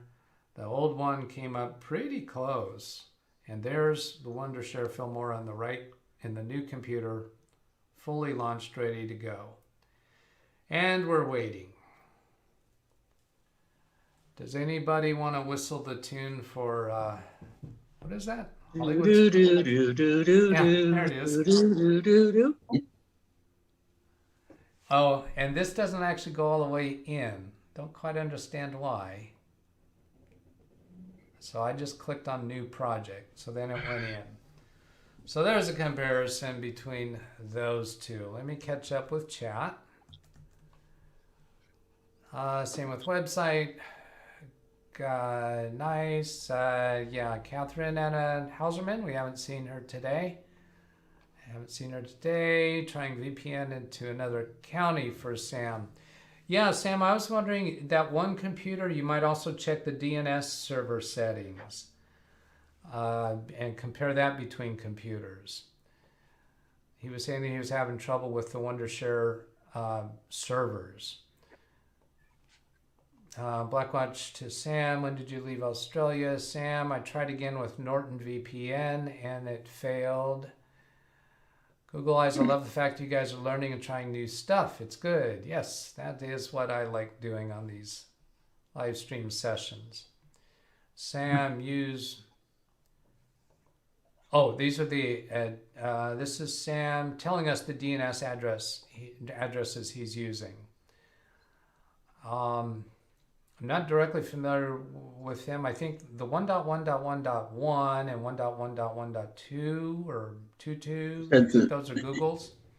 He said 3 though, I think, didn't he? Yeah, he said 3. 1.1.1.3 and 1.0.0.3. I'm not familiar with those. Or Cloudflare. Oh, okay, Cloudflare. And that's a good DNS. Yeah. And is that the same on the computers that are able to access the Wondershare servers? Are they using the same? I'm guessing he's saying that he uses that on all of them. Matthew to LW. So this, Matthew, this doesn't put me in orange. You want to do @LIV, and that'll pop up my live Windows training at -DougBetts, and that'll put me in orange. What kind of Logitech cameras are those, and what year are they? Did you get all the drivers and software from Logitech or Windows Update? Well, they're pretty much all Logitech C920s, and I have 4 of them. And I do have Logitech software and drivers, but I don't use the Logitech software. These are directly being accessed by XSplit. How else better to answer that? If I go into Device Manager on my streamer, which I'm not, actually have to jump through some hoops to be able to display that over the video. So I'm just going to take a quick look for you there. HD Pro Webcam C920, all 4 of them are listed with that driver name. And the manufacturer Logitech. The driver provider is Logitech. And it's driver version 1.4.40.0. For whatever reason that you're asking that, I'm not sure. Blackwatch, whose machine has Doug infiltrated today? That's one of my brothers, Stan Betts. He is in Live Windows Training Studio B today, which is my kitchen. Zavi says Google DNSs. Yes, that's right, for Google DNSs. I don't remember, whatever the 1.1.1.1 is, I don't remember whose it is. I don't pay a whole lot of attention to that.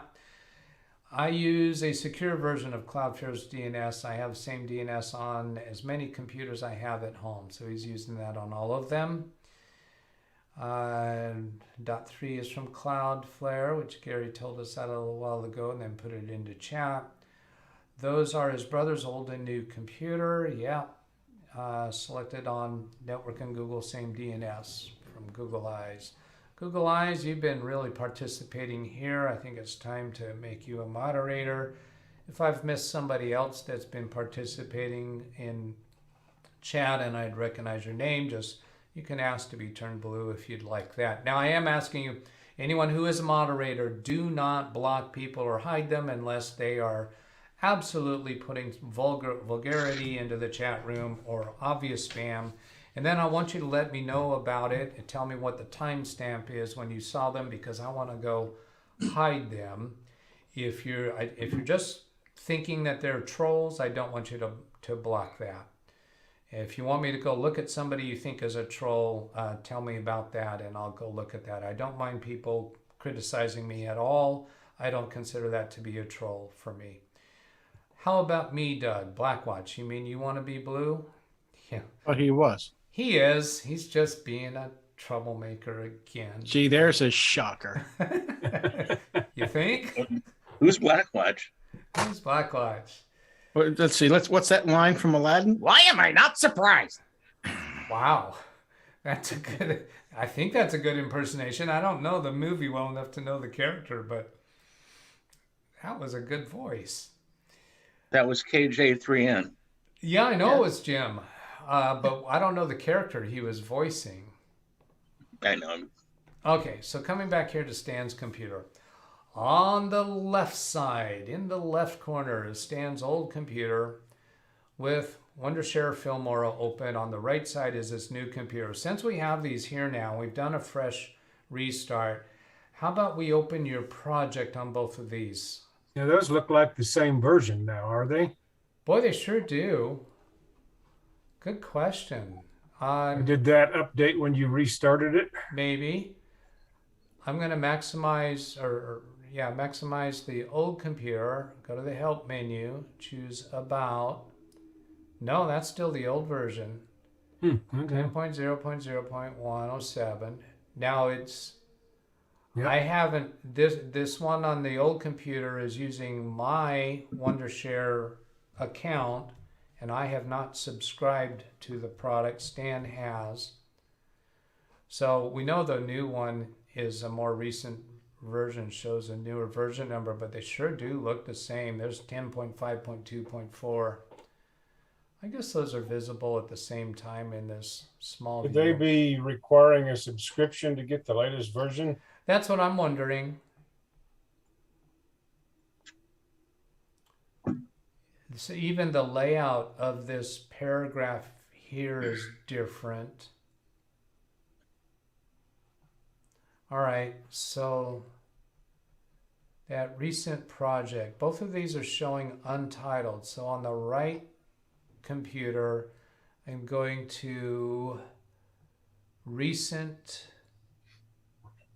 No, I don't want recent media. Oh, usually open it's recent. open project. Here's, yeah, open project, I have to go browse, but open recent, we're going to get something that's recent. So this one, Yeah, this is that one called On the Road. On the Road again. So click on that one to open it. And then on the old computer, click open project On the Road again. And we didn't even see this progress indicator on the new computer. And the old it's open. Yeah, the old computer successfully opened the project. On the new computer, we've got some errors happening. And this is something I alluded to earlier. All of these picture files that Stan has installed into this project are failing to be found. And it's really weird symptom. Here's the names of those JPEGs. And what happened, I'm gonna go ahead and give a description, verbal description of what happened. It's really weird, is that a few years ago, Apple started using this new file format for pictures. Let me click OK here so we can go see what that is. And I can show that, I think, on this first one. I'm going to expand the timeline over there. It does show that first. No, it doesn't. Yeah, here's that 4446. Let's see, we found some way to show the... Well, that was when it was failing, wasn't it? Yeah, but here's one that was succeeding. Here's this exclamation mark for one that's failing, and that's because it's looking for the JPEG.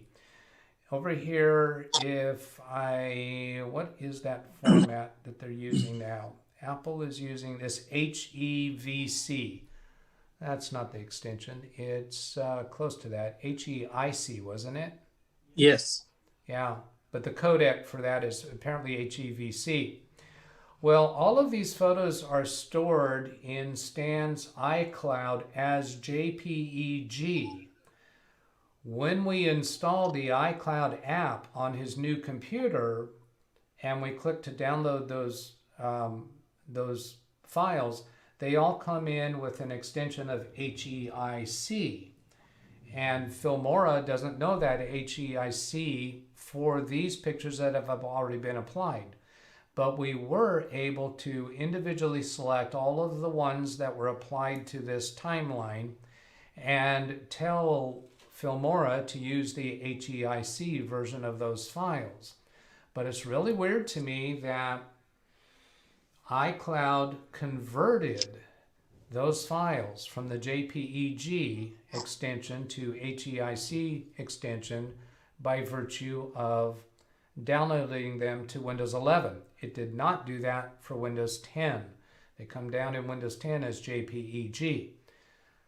After sleeping on it, I'm theorizing that iCloud will automatically do that conversion when it recognizes that it's downloading to a computer that is capable of understanding HEIC, and I'm deducing that Windows 11 is capable of that.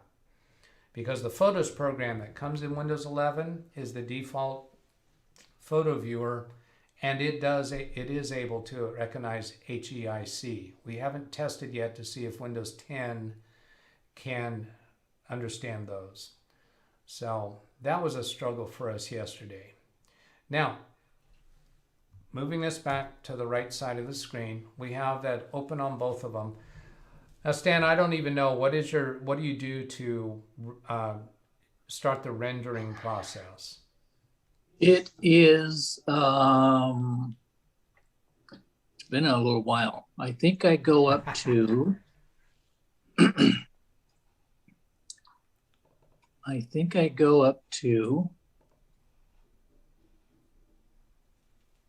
is it edit? I'm moving the mouse, Doug. Yeah, I see you moving the mouse. You got the mouse. Let me see what this says. I think it would be on export. Oh, yes. I think it would be the export menu. That's usually what film editing does. Up on the menus, up at the top, go to the right, keep going to the right. Oh, there it is. Yep. There, export, and then create video. Now we want to get this done with both computers at the same time. Right. I'm a little bit delinquent getting to the chat room, so we'll get to the chat room in a minute. So I'm going to get back to put that on the right side. Now, on the old computer, I'm clicking export. I'm pointing to create video on the old computer. Stan, point to the menu option, create video. Okay. And then you know how the countdown works. Yep. 3, 2, 1, go. Okay. And that takes us, okay, on the old computer, I'm getting a prompt to purchase, and we're not going to do that. So we're going to export with watermark. Yep. I'm going to click on that. Now, I'm hoping after I click on that, it's going to take me to the screen that the new computer is on, because I haven't yet selected what format I want to use. So it should take me there instead of just starting. And there, good. All right. The name of the video, I'm going to change it to what you have on the new computer, which is On the Road Again. Uh-huh. Did I spell that right on the old computer? Yeah. Okay. It's kind of tiny, so it's hard for me to see. Do we have the same resolution settings on the two screens? Yeah, 1280 by 720. So that's otherwise known as 720p. Is that the resolution you've been using for YouTube? I believe so. All right. And then there's an export button on each of them. So Stan, if you'll point your mouse to the export button on the new computer, and I'm going to move the picture-in-picture to a different location.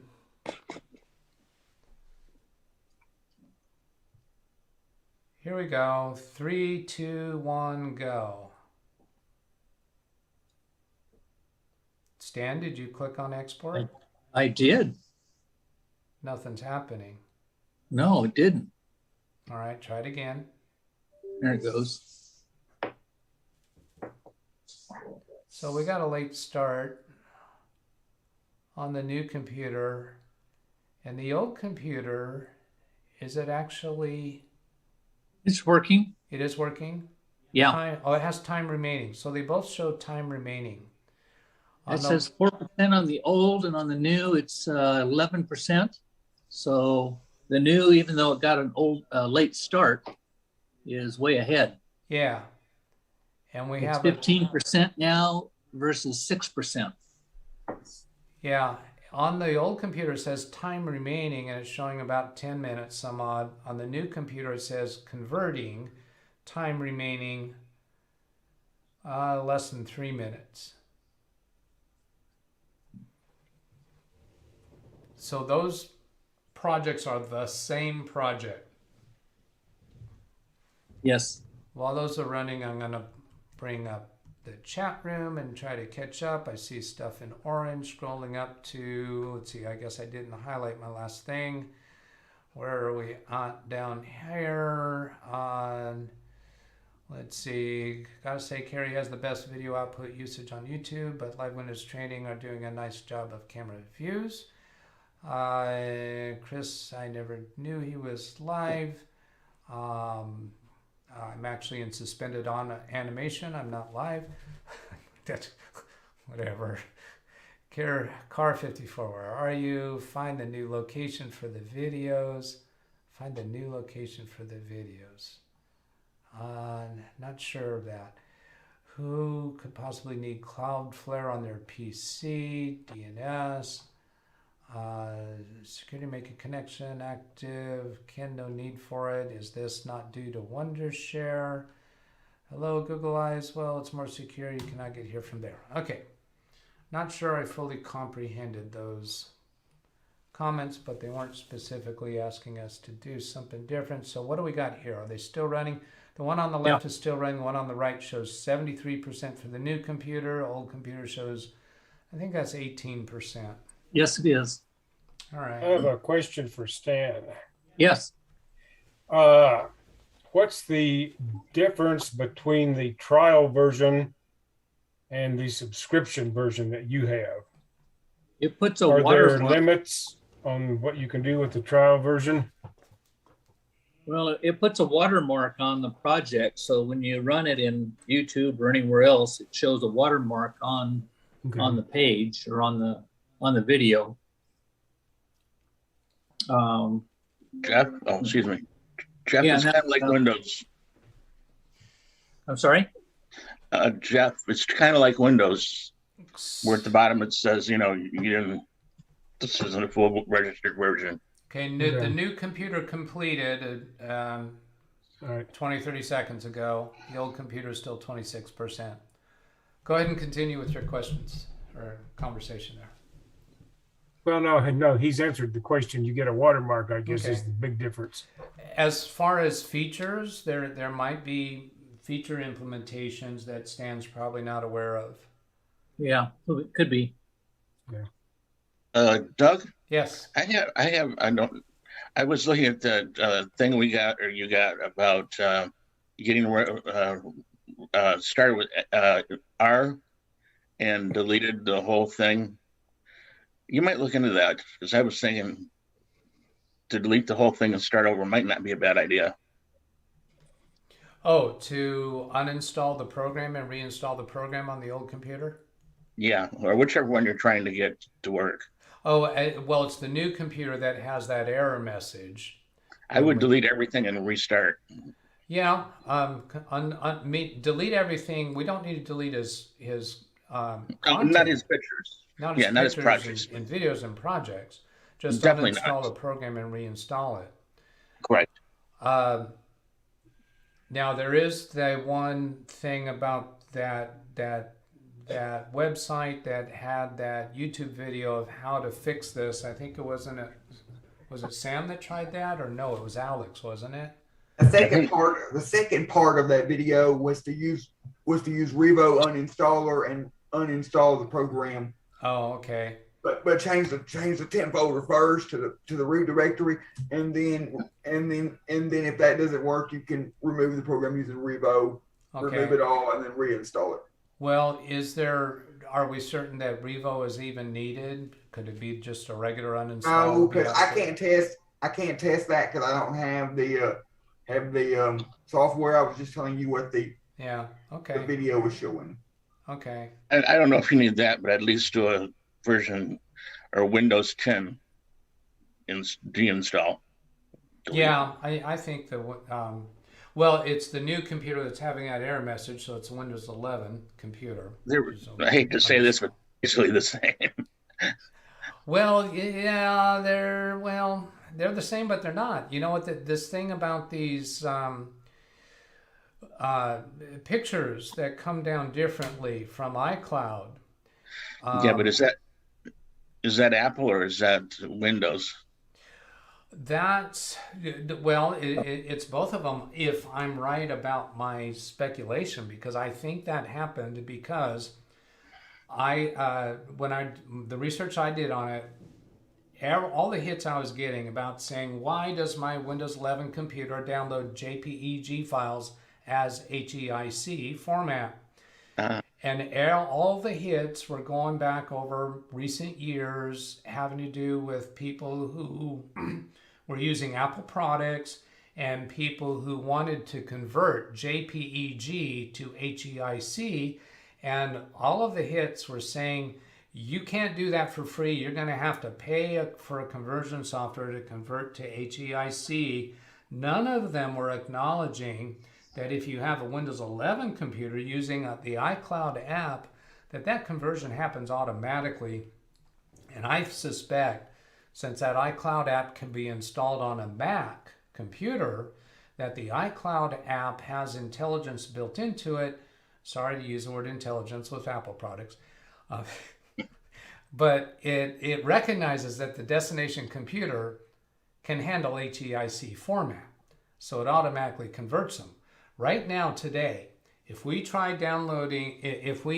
use the iCloud app and Stan takes a new picture with his cell phone, it's clear to us that new picture will download through the iCloud app to the old computer as JPEG and on the new computer as HEIC. However, on the new computer, if we go to iCloud web page, the actual iCloud web interface, select a picture and download that picture or several pictures to the new computer, it comes down as a JPEG.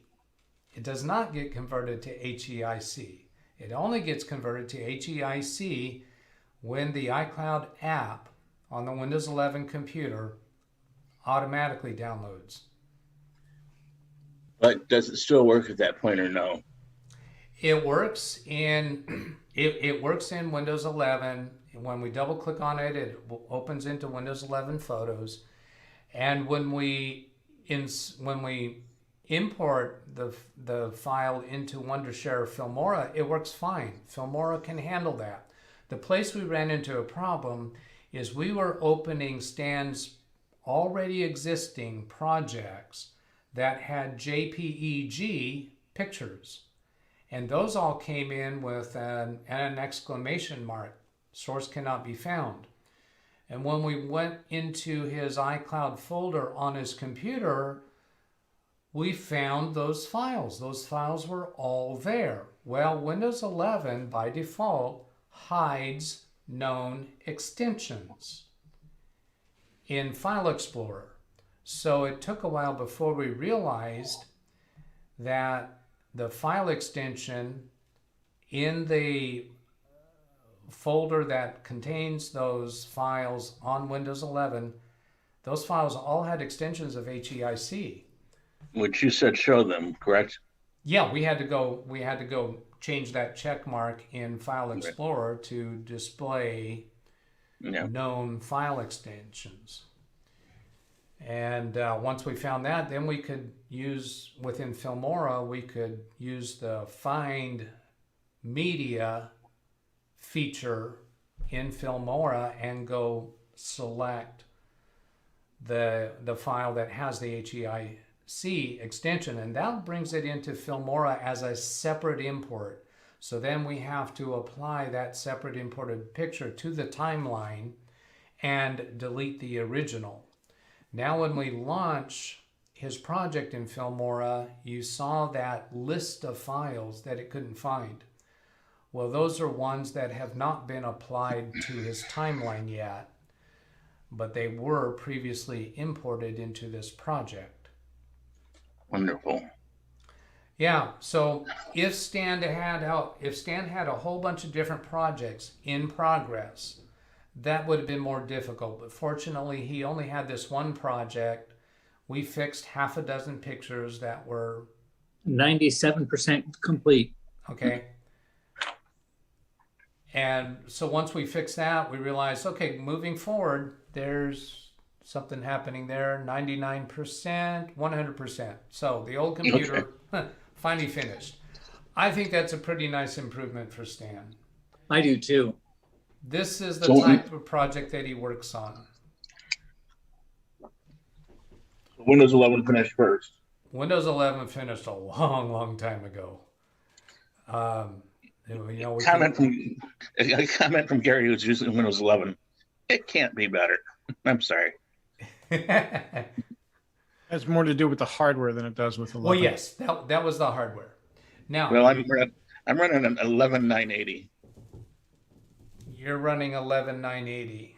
What? Yeah, i9. Your CPU class, is that what that is? Yeah. You just people just throw out numbers. I don't know which number you're referring to. That's you running the CPU. So 11980. So that's a i11, right? Yes. Okay. A little bit. Yeah. So your computer would finish this a lot quicker. Maybe. But it was a lot more expensive than Stan's $500 laptop. Maybe. Brand new laptop from Dell, $500. This is the amount of improvement he has over his laptop. My wife is going to go through the same thing because her new laptop hopefully will ship next week, and the week after that it should be delivered. All right. Her old laptop is 11 years old. Yeah. Well, I told her this one costs $600. So, Gary, your computer costs $600? That's what my wife thinks. Oh.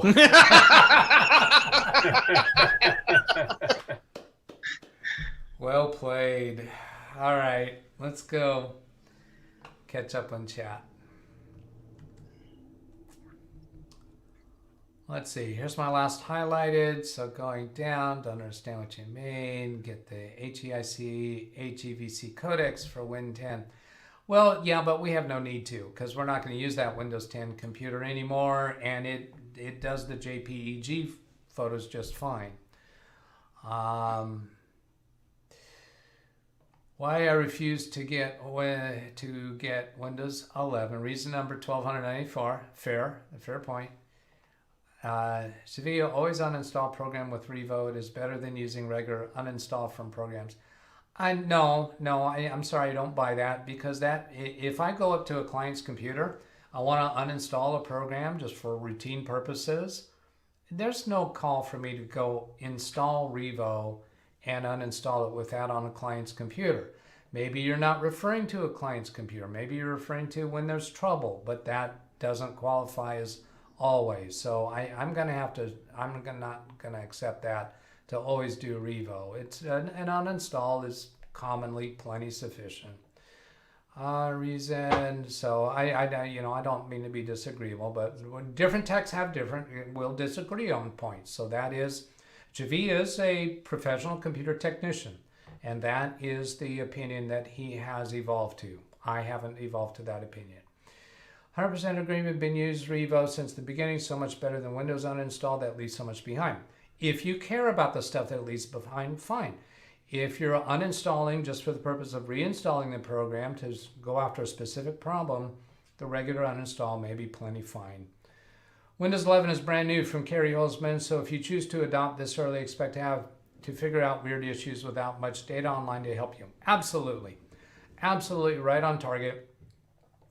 I have purchased a few computers recently, brand new for clients, and I did not want to purchase them a computer that's going to have to be upgraded within a few years.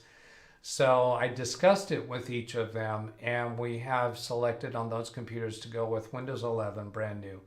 Should be much easier 6+ months from now, certainly, because there will be articles that come up in Google about this problem that Stan and I had, and perhaps a YouTube video that I'm about to produce on the subject might come up in those Google searches.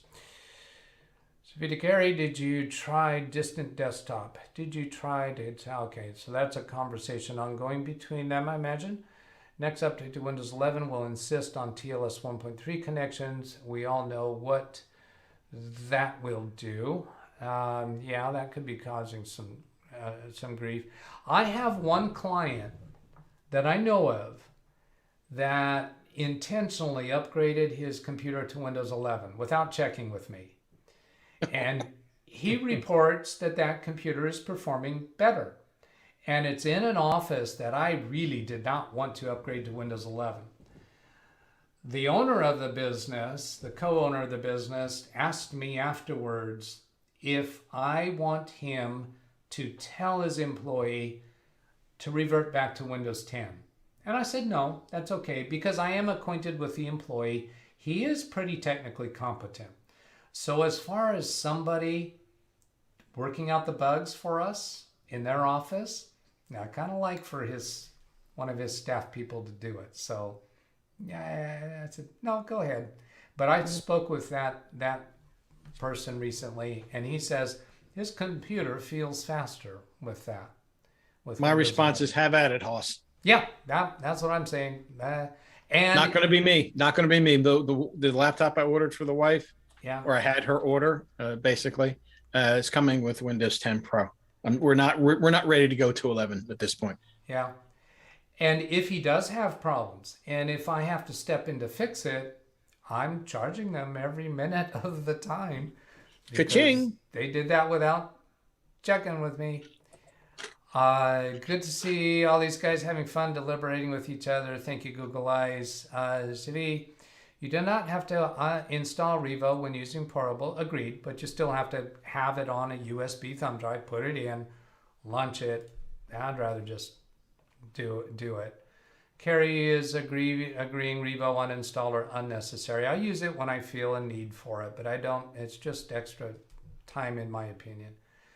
I've tested numerous times years ago and tested both, and every time Revo is on a whole new level. Well, certainly it does a more thorough uninstall than any Windows uninstallation, but if it's not needed, I'm not worried about it. Installing a program to uninstall programs, in my opinion, illogical, and we would want to use the portable version and not install it. Hello's Revo has portable version, yes. Why don't software remove all residue it creates? Good question. They're just not responsible about that. They spend their time and money developing their software for you to use it. They try to fix the bugs for it not working right, the bugs for uninstalling it, the residue when you uninstall it. the software manufacturers don't have a motivation to be responsible about that. So they just uninstall it so you don't see it anymore. If they leave residue, they don't really care. They don't. Can you say Norton? Yeah, can you spell Norton? I use Revo a lot. If you're concerned about the clutter that's in your computer, then certainly for your own computer, as a technical person, your own computer, if you're installing and uninstalling stuff, boy, I would really support the idea of using Revo uninstaller so that you don't get residue built up of a bunch of different programs. But when I go to a client's office, their computers are very stable. They're not installing and uninstalling, installing and uninstalling. If I'm having a problem with a program and I think uninstalling and reinstalling might fix it, that's a pretty quick operation. I don't bother bringing in Revo for something like that. Particularly because I might want to keep whatever settings changes they've made, and those will stay lingering around. But we can be certain when Windows uninstalls a program, does the registry get clean? No, never does. You never count on that. Uninstalling a program is not going to clean out the registry entries. Chris, use Revo to uninstall Windows 11. Yeah, that's not going to work. Well, Windows is an uninstall program added in. Yes, Revo is brilliant. Matthew, isn't that what Control Panel is for? Control Panel programs and features. I guess he's referring to uninstalling, but uninstalling through programs and features is not going to remove all of the residual clutter. Carrie, I'm sick of fixing programs that Revo damages. Now, here is a strong, valid point. I have back in my days when I was being real regular with my what was that? What did I call that series where I was going through my time slips? Tech Tales. Tech Tales, thank you. I was doing almost every day on those and showing that. There was one of my clients, it was a terminals company that sells terminals. They were having problems. We have since upgraded them to the cloud version of their point of sale software, and all of their Windows 7 computers in that office have troubles, so much so that we could not get them to function correctly with the cloud software, although they were technically capable. And I really think the reason for that is they used to have an employee there that was using tools such as Revo, Uninstaller, and other utilities that come from the internet. And he was always tinkering around trying to make things clean and elegant and trying to get out the clutter. And those computers are all damaged. And Kerry here is saying he's sick of fixing computers that Revo damages. That is a thing. And I would want Revo Uninstaller to be run by a person who is really technically competent and understands what's going on. There may be times when you really don't want to do that full cleaning that Revo might do, because Revo can actually uninstall residual files that might be needed by some other program that hasn't clearly declared itself to the operating system. So, Doug, yeah. I was just going to say, not Revo, but I have not used, but we have used other installers. What I do is give it to somebody that I want to get rid of and let them use it, and then get rid of them. So I think it's a great tool. I see how your mind works. You're just using the tool for a different mission. Yeah, it gets rid of people, not stuff. Yeah. Now the other utilities this person was using to, clean up registry, using various different tools off the internet to clean up registry. Man, if everything isn't up to date, if those registry cleaning tools aren't really on top of their game, and particularly when they're free, gosh, I don't trust that kind of utilities. Well, Microsoft loves to have registry with Zune still in it. Zune. Who's used that product in 50 years? Oh, right. Yeah. But the file cleaners, registry cleaners, get rid of that. What do you bet Microsoft has another place looking at that in the registry? It could be. It could be. And now you've screwed it up. And some trouble that's not discovered till 8 months down the road, you have trouble, you're not going to make the association or connection of what might have caused that problem. Here we go, Greg Guy won't upgrade to Windows 11 until October, December 2022. Too many issues, bugs. Good idea. Good idea. Bravo. Google, now I am still using it. I have my reasons for using it and buying new computers with it, but I'm not upgrading any of my client computers, probably till around that time period or longer. And in a lot of cases, I'm going to be promoting my clients buy new computers to replace their Windows 10 computers and not do upgrades, even on the ones that are qualified for it. I'd rather get a clean system. Google Eyes to carry, that's a lie. It doesn't remove stuff you need if you go through each tab of leftovers and there's tones that you don't need because you want to delete it. So you're saying go through each tab of leftovers. So that means technically competent if you're going to use this. And I'd be careful with your tone of voice. And I'd like you to take a more gentle tone of voice. Are you implying that Carrie's lying? No. I don't want you saying that kind of thing. Or that Carrie's sick of fixing computers? Yes, he's sick of fixing computer that Revo damaged. Are you saying that Carrie's lying that Revo damages computer? I want you to be a little more judicious about the way you say things like that, please. Love to have you around, like your contributions, but that's kind of a harsh verbiage there.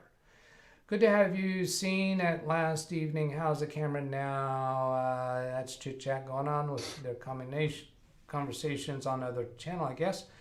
Come on, guys. I've got six in the world for speed and still the same 3 years later. Mind where you tread. Measure each step before taking it. I think he's kind of saying the same thing I said about his tone of voice there, or the way it did, the impression it made. Let's agree not to agree on Revo. Yeah, we can do that. Guess I should keep this below there. Google Eyes, no disrespect. I've proven you wrong so much it's crazy. I see the answer and years later you find the answer. Wow, you're really going again pretty harsh with this. Now, I don't mind you disagreeing with me. No disrespect. I've proven you wrong so much it's crazy. I hardly even recognize your name, Google Eyes. I don't know how you've proven me wrong. And I don't know how you define that. So that doesn't mean a whole lot to me. What do you mean? The company should have locked the computer so employees cannot install and use flash drives. No, we don't. I don't do that with my clients. Employees can customize their computers to their own liking. We're not high security environment. That is a requirement in some companies, not amongst my clients. We don't lock the computers down. Carrie, Revo has removed system files and registry entries that not only remove the program but damage the OS and other programs in the process. I agree. Making a bad situation worse. Yes. Be warned if you use it. Yes. Registry cleaning tools are completely unnecessary with Windows 10. Yes. Agree that. Google Eyes, some of your comments and to whom you address disagree, if you will, but do not call out. Yeah, you can disagree without being as harsh as you are. We'll recognize that you are disagreeing. You don't have to be rude about it in your verbiage. Might need an uninstall, reinstall the program. Blackwatch, if you do not see that, I am of no use. Google Eyes, no, I've tested Revo many times. One thing I got to say, now work this out. You're doing all caps, really? Do you really feel you need to be that rude to do all caps? You should know by now that all caps is really a rude thing to do. I'm overclocked, yet run lower CPU usage and voltage. If you look at Asus guy, he said he'd, is that not finished? He said he'd run all day as it's lower CPU voltage and loads, yet clocked higher. Carry, I approve stuff I'm saying to carry 100%. Yeah, Google Eyes, nobody's really giving you much credence at all, I don't think. Mostly because of your attitude. Run all day as long, oh, I already did that one. I would be careful arguing with Gary Holzman. He uses it more than I do. He knows more what he's talking about. We don't know anything about your background, Google Eyes. You're really not in a position to be that arrogant. I'm worried about motherboard manufacturers turning on temp in BIOS after an turning on TMP in BIOS after an update, then Windows 11 auto install. Bad idea. I'm worried about okay, you got a point here, Greg Guy, because Windows Update will install BIOS updates from motherboard manufacturers, particularly name brand manufacturers, and they could turn on TMP, and I think I've seen that happen after a Windows update, and then Windows 11 will automatically install if you don't catch it. So I'm on alert for the day when some of my clients start calling me and saying, hey, my computer looks different today. What's going on? And I find out that it has automatically upgraded to Windows 11. If I find that happened automatically, I will go in right away and revert it back to Windows 10 before it expires, before the ability to go back down expires. Let's see, Blackwatch me and Carrie on a totally different level. Okay, then again, sounds like you're just kind of being arrogant there. We have no idea who you are.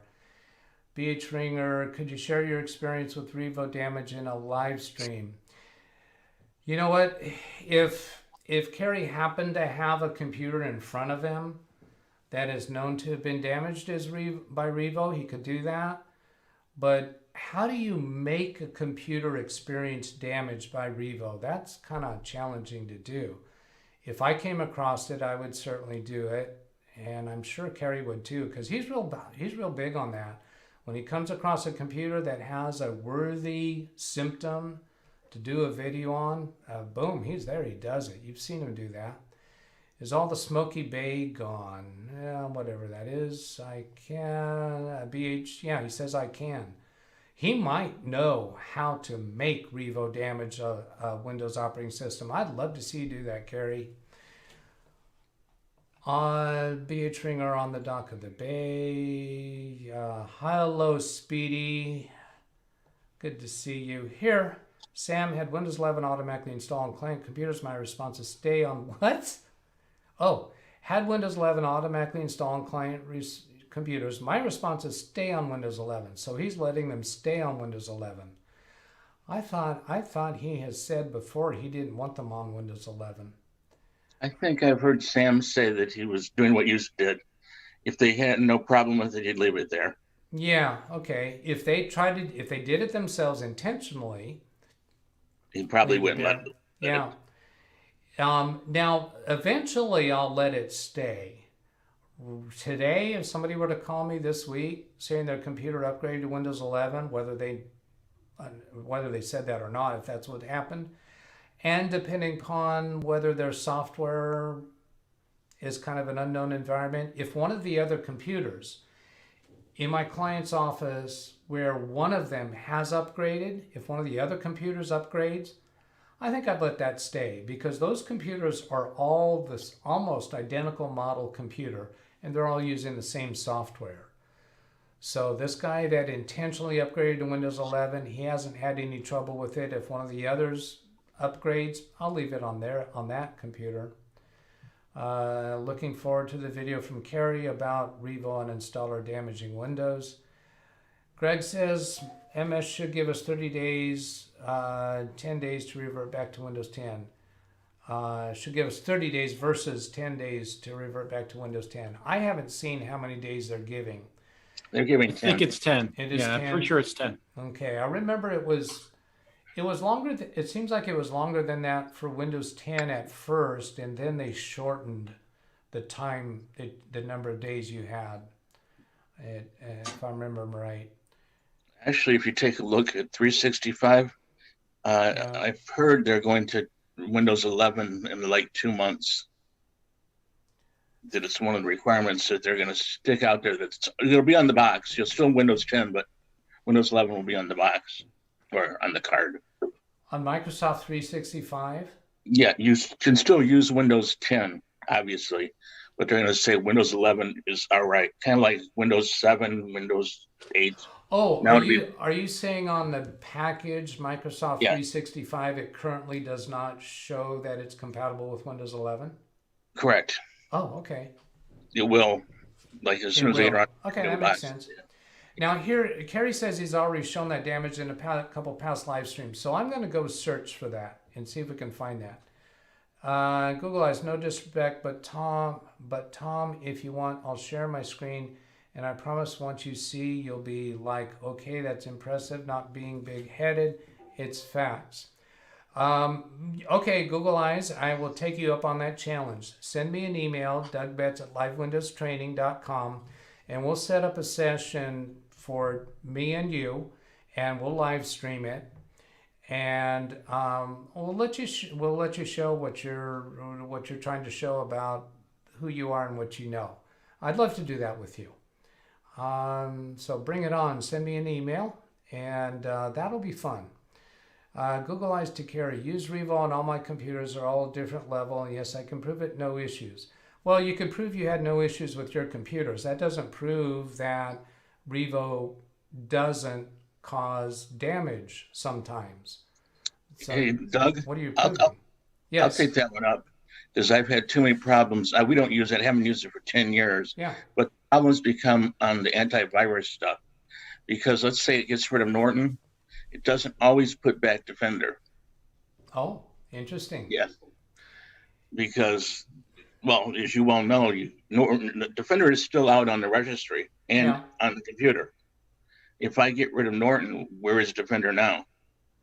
Well, I've done enough uninstallations of several different antivirus products, and I found that Windows Defender automatically comes back. It does. I was not using Revo uninstaller to uninstall it. I think you're telling me... third-party uninstaller either. Yeah, so I think you're telling me if you use Revo uninstaller to uninstall an antivirus product, Windows Defender might not automatically re-engage.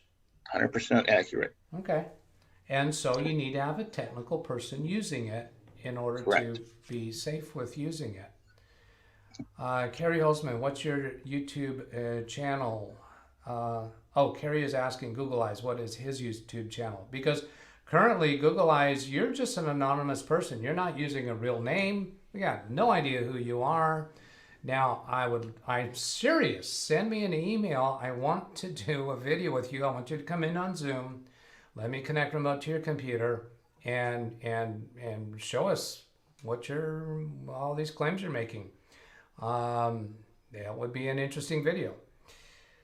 To Chris, Microsoft, I already saw that. Black Wedge to Carry, good one, in my opinion. I think asking for Google Eyes YouTube channel. I did have an issue a few days ago with Revo. I just remembered from Chris. Google Eyes, what's your YouTube channel? Blackwatch, Google Eyes, Higher We Soar, Greater Pincho. So Google Eyes, I'm suspecting you're not publishing videos now. I'm okay with that. Send me an email. Let's get you into a video and let's get you to declare who you are. Now you have to come on Zoom. You got to be a real person. You got to give me a real name. If you're hiding behind this name, and we're not giving you any credence whatsoever. Hate when people flex. Let's see, Chris, to me and Carrie, Google Eyes. Oh, is this Google Eyes channel? Chris, Carrie Holzman, Google Eyes, same avatar. Oh, so he found this channel. It has the same avatar. You can find it on YouTube. He does have a real channel. Okay, so let's go look at this one. Google Eyes, 129 subscribers. And what does he do? Final Cut Pro. And go look at his videos. See what we got here. Something here, NVIDIA, the different resolutions. Not much here of a computer tech. Video stuff, yeah. Doing streaming games, I guess. Dirt Rallies, Google Eyes live stream, and we were told already this is the same icon. 1 hour with Shania Twain. We don't know who that is. We don't know if that's him or somebody else. And I'm kind of, we're not seeing repeats of the same person, so that probably was not him. Yeah, this certainly is not a tech channel. He's got some 9-second videos. I'm impressed. 9-second videos? Yeah. 29 seconds, 2 minutes, 9 minutes, 59 seconds. So maybe he's doing or YouTube Shorts, or even doubling with TikTok. Anyway, if that's his channel, though, we've had a little breeze of that. Now, what was that other thing that, Carrie's channel, to find his Revo uninstaller damage. So youtube.com/ I never use this method to get to his channel. Carrie, it's probably just Carrie Holzman to get straight to his channel. Yes, it is. So if I click on videos and then click on, where's this search? Let's see, this is zoomed in. I'm going to zoom out. If you look at the right arrow along where it says videos, playlist, channels, there's also the search. Yeah. Yeah, I don't think I saw it when I was zoomed in. So then Revo, I'm just going to start with Revo, not Revo damage, but just start with Revo and see how many there. 4 of them come up with Revo. That's enough. Computer tune-up diagnostic consultation. Tired of watching wannabe pretend techs playing their YouTube channels? Watch real professional technician, real customer, real computer, real consequences. Computer. So I'm going to just scan through here looking for Revo. Not seeing Revo in the title, but there must be Revo in there somewhere. So anyway, that's a reasonable way to go look for Revo uninstaller on Carrie's channel. Coming back to chat room. I gotta zoom this in again. Oh, that was Chris that told us about that real channel for, what was his name? I don't even see him right now. All right, continuing on. Everyone has a channel. Yeah, this name out here is your channel, but it could be hard to find it if there's no published videos. Boy, if I have a channel, everybody's got a channel. Yeah. If your name shows up here, or even if it's a synonym or whatever for you, that is your channel name. Although you could have other channels with other names as sub-channels. There's a lot of videos he uploaded that are not his. He's violating YouTube policy. Main channel with videos. He does not appear to have. He's not appear in any of his videos. Appears to be a troll. Shameless. Now, by the way, I'm not going to block him. He's being rude. It's not until he starts really being rude to my normal viewers. Okay, Carrie's not a normal viewer. I know he's being rude to Carrie, but we're having useful conversation here at this point. So at this point, I'm not ready to block him. Black Watch Live with a shameless plug. I thought Ken had exclusive rights to that. Was that a shameless plug to Carrie? Are you talking about? I'm not sure. You're more gracious than I am, Doug. Say what? You're more gracious than I am. At this point, I'd have taken care of it. Yeah, I am. Okay, yes, I am more gracious than you. Get over it. Just got a webcam. I think using third-party proxy program, I can communicate with Wondershare. Oh, okay, that's Sam working on his Wondershare problem. Spot on, sir. Cool on cam. BH Chris, never the twain shall meet. Winter mute.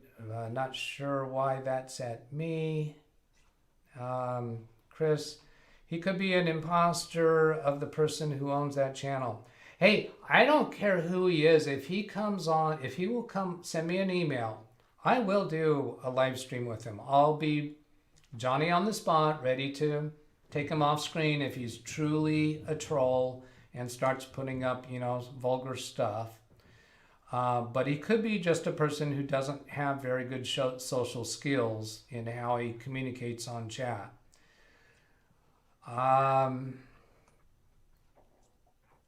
So I am giving him more of the benefit of the doubt than many of you would. If you're still looking for a VPN, yeah, don't need to go back there. So, hi Stan, are you still there? Yes, I am. Have we been and I haven't fallen asleep yet. Welcome to live stream. Yep. Yeah. Where's my problem at? Where's that squirrel? I don't have a squirrel here. We need the crickets from Ken's channel. Oh, do you have crickets on Ken's channel? Well, we sent him a sound bite of crickets. He decided he okay. didn't like it. Okay. You know what? I saw an animation of a squirrel. Was it in the chat room? I saw that. Let's try this. Down here on this custom emojis in the bottom left corner, click on that. And then up here is search emoji squirrel. SQIRREL. I guess it wasn't in here that I found that. What There's happened? one. Did you see one? Tony Wallow has one in chat. Tony Wallow has one in chat. Oh yes, there it is. He's got a squirrel. Chris says we were entertained by a troll. Is he gone? I don't know. No. Did you say no? I said I thought you were saying you blocked him. No, I didn't block him. You do know you gave him blue today, though. I gave him what? Blue. You made him moderator. I did. I did do that. I did do that. So here's Google Eyes before he was blue. And I can take away blue. But he is still there. Okay. Well, I mean, he hasn't deleted all of his comments. So let's see. There's a monkey. If I search monkey, does it show up that icon that's visible? Whoops, nope, that's not a search emoji. That's the chat line. If I click on search emoji, if I type monkey, that's not the same monkey. See this monkey down here in the bottom left? It's purple. If I type a search for monkey, I don't get that purple one. So where did Tony get squirrel? Now, how about if I do Windows key period, that brings up Windows emojis. And up here, keep typing to find an emoji. So if I type squirrel, there's one. It's not the same one. Oh, and look how tiny it is. All right, let's go in here, Windows key period, and the most recent thing I searched for shows up at the beginning. Oh, it's tiny. Looks more like an insect. Why is it so tiny? Oh, it's better. Yeah, okay, so that is the same one. Same one as Wintermute, and it's not the same one as Chris. It's the same one as Tony. So that was Windows key period, which that's a Windows command. So you could do that in any program, but it shows up real tiny here when you press enter, then it shows up right. All right, so what do we got in here? Imposter, the person, yes. Well, no, imposter, it's very difficult. Well, okay, I should clarify this. It's difficult to get a profile icon that uses these generic letters that matches some other channel that has a generic letter.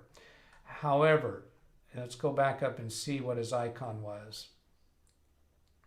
Oh, there's Google Eyes. So he had this icon, which would probably be easily searchable on the internet, because that's clearly not something unique to him. So you could, let's see, right click and search Google for image. And we could see perhaps where he pulled that image from. Let's see, image size, no other sizes of this image found. So here's ones that are similar according to Google. Here's a good one of that image right there. So you could apply that into your YouTube channel as your profile icon, and in that way you impersonate his channel. Oops, let's get back here. Let's see, going back down to where we were at. Boy, I said hi to Stan a little while ago, like everybody thought I was about to go back on target for his computers. Oops. Hey, Stan, Doug, yes. who's Stan? Who is Stan? That was a joke. I know it's your brother. All right. Because you forgot. Exactly. Stan is our guest star today. I don't feel like a star now. Yeah, you don't. I've been just ignoring you, huh? We gotta bring this back on track. Although, did we actually do most of what we were expecting to do? Did you ever look on his old computer to see if it had the C temp directory? We did not. Let's go do that. A good idea. Yeah, that's a good idea. So here we got his old computer on the left, his new computer on the right. Hi, Katrina. It completed both of those. Let's close. Here's Catherine in chat. Oh, Catherine. Anna Hauserman is here. Hi, Catherine. Happy to see you today. So on, let's see, let's just minimize Filmora on both of those computers. And we were wanting to see on the root of the C drive, is there a temp folder? Because we have reason to think that Filmora creates a temp folder on the root of the C drive, not on the new computer, on the old computer. Checking. And there's the C drive. There's no temp folder. It's an older version too, so. Yeah, the old computer has an older version. And maybe the older version doesn't have whatever problem is going on. And maybe since, here's a good idea. I'm going to maximize the new computer. And I've got a theory of what might be doing this. Let's go try this. I'm going to say hello. You told me that Catherine's here, so let's go have a look. What's happened? Catherine says, hello, everyone there at 129. Tony, where have you been? Proxy had no change. That was an ongoing thing. Kat is here. People saying hi to Catherine. Catherine says hello to me, and glad to see you, Catherine. Ida, there's a hello. Usually back up my photos to Google Photos. Okay, so here's my speculation. This project that we're opening in Filmora on the new computer was created on the old computer. It was initially started on the old computer. Is it possible that error message upon exiting has to do with a project that isn't entirely compatible with the new version of Filmora? Stan's new computer just bailed on me. It looks like there's the old computer. I show it. I see it. Yeah, the computer's still in front of your eyes. It didn't disappear, but the remote session, if you heard that blurp noise, it sounded like a blurp, underwater blurp. That was his computer dropping the connection. I just have to click on launch remote connection again to get back to it. Chris recognized that sound as a connection lost. He put that into chat. And let's see, there's more hellos going on in chat. I'm looking at the number 3. Yeah, Catherine, we already tried updating it. It won't update on the old computer. Well, it won't do it. It won't do it with whatever mechanism it's trying to do. Why not just download the new version and do the install from there? Yeah, we could try that. Now, let's see. What I want to do here. Here's my idea for the new computer. Now, that's two separate issues. The two separate issues. The old computer has an old version of Filmora. We were trying to do speed comparisons between the two. We want them to be on the same version for a fair comparison. But the new computer just ran circles around the old computer as it is. So that's not real important to me, but it is curious that the old computer won't install the upgrade. Now, so the second problem is when we exit from Filmora on the new computer, we get this error message. I'm going to go ahead and exit from Filmora on the new computer. We get this message. Unable to create the error report. Please verify that there's enough space in your temp folder. Now, Catherine, I'm sure you're going to have a whole bunch of ideas of what we should do for that, but we've already been through a lot of them. So I'm going to go ahead for what is next on my list for this, and that is to create a brand new project in Filmora on the new computer and see if when we exit from that, do we get that error message? Because I'm now speculating that we're getting this error message because this project was created with the older version of Filmora on the old computer. So here we go to the File menu and select New Project. This is actually a new project that's open right now by default, but I'm going to go ahead and tell it to do New Project. And then we'll import a little bit of media. We'll go to his photos here. I'm going to click on one photo and then shift click on something in the next field. And I'm just going to open all of those. I don't know if there's videos or photos or what. I don't care because I'm just going to slam up real quick a project. Now some of those you saw the outline of a cloud because those items were still in the cloud. Now they're showing a green circle with a green check mark inside because it downloaded those from iCloud.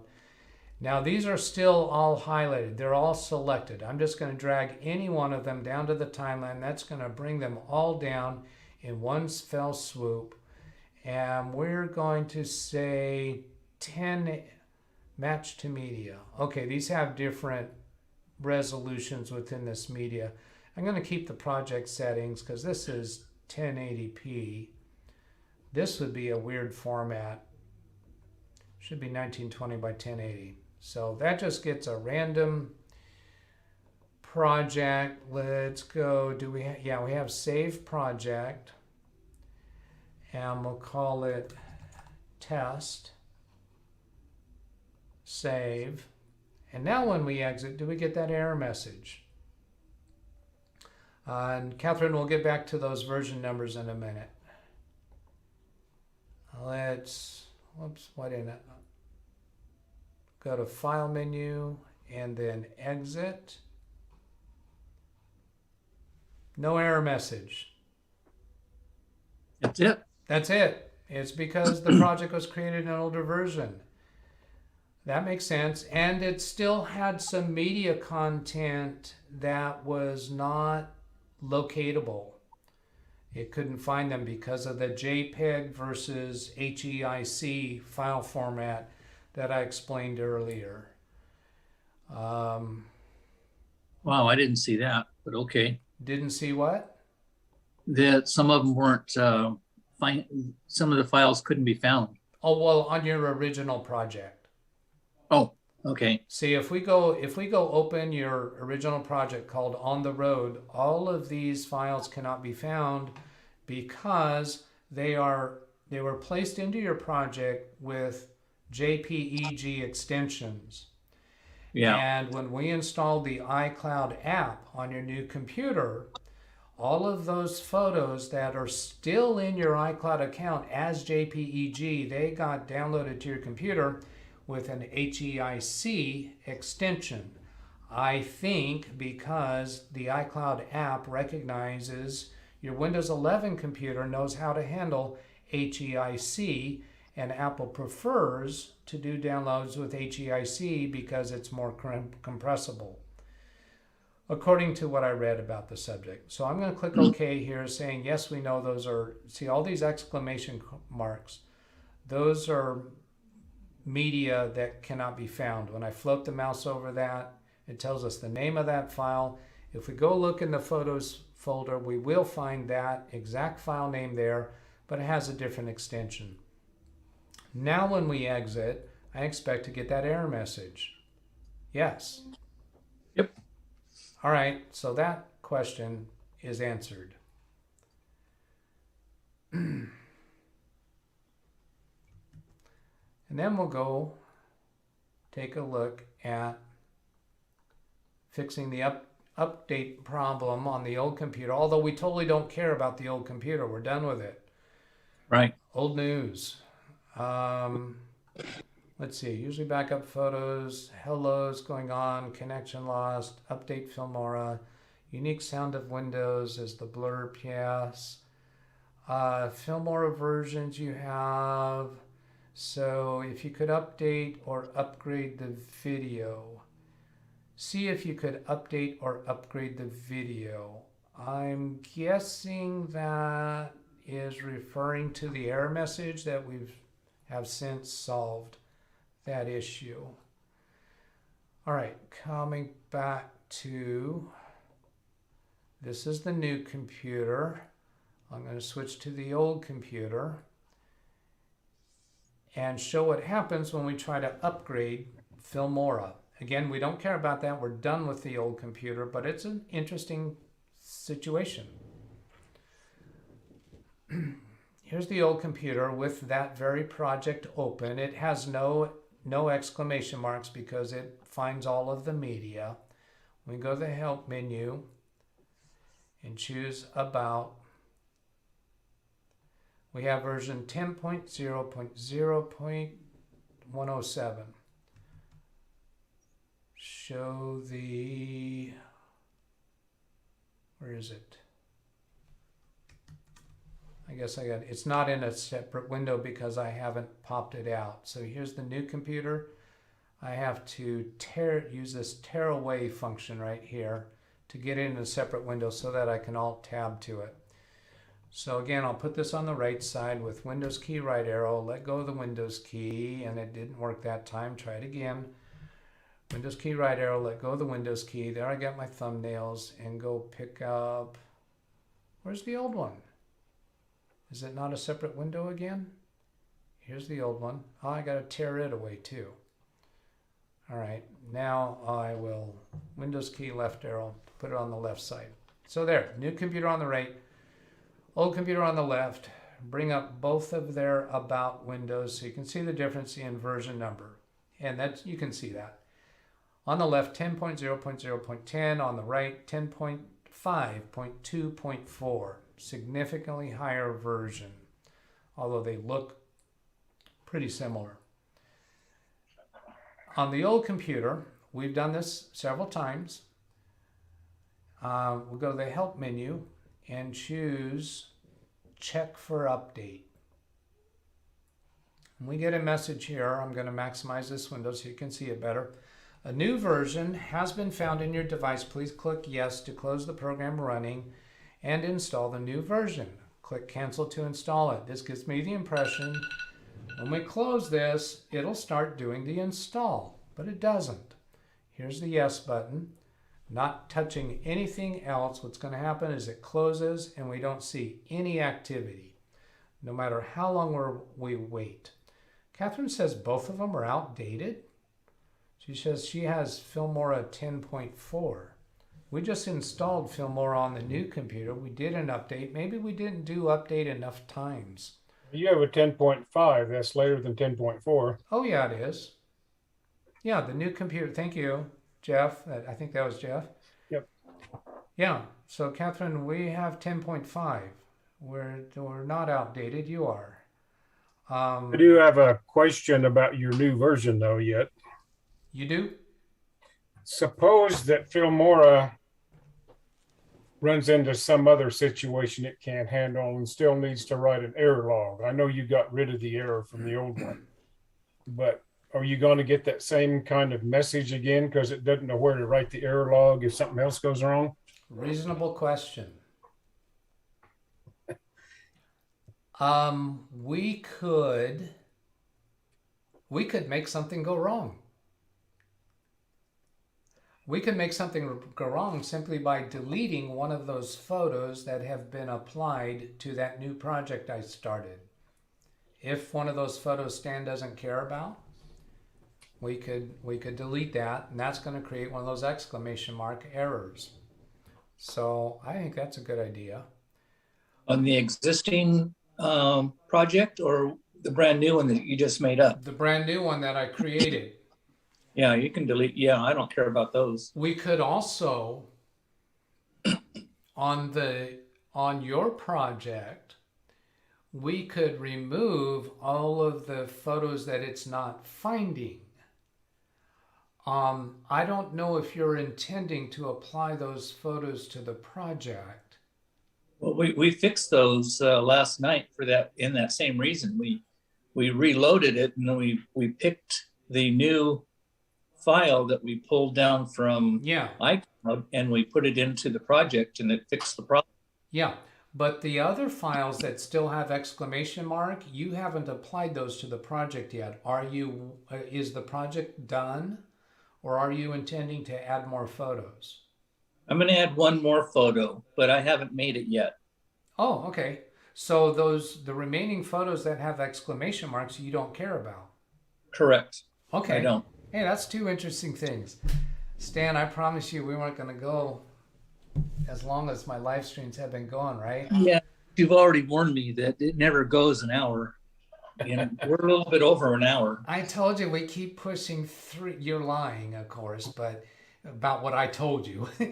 I said they keep going 3 hours, and here we are, almost 3 hours.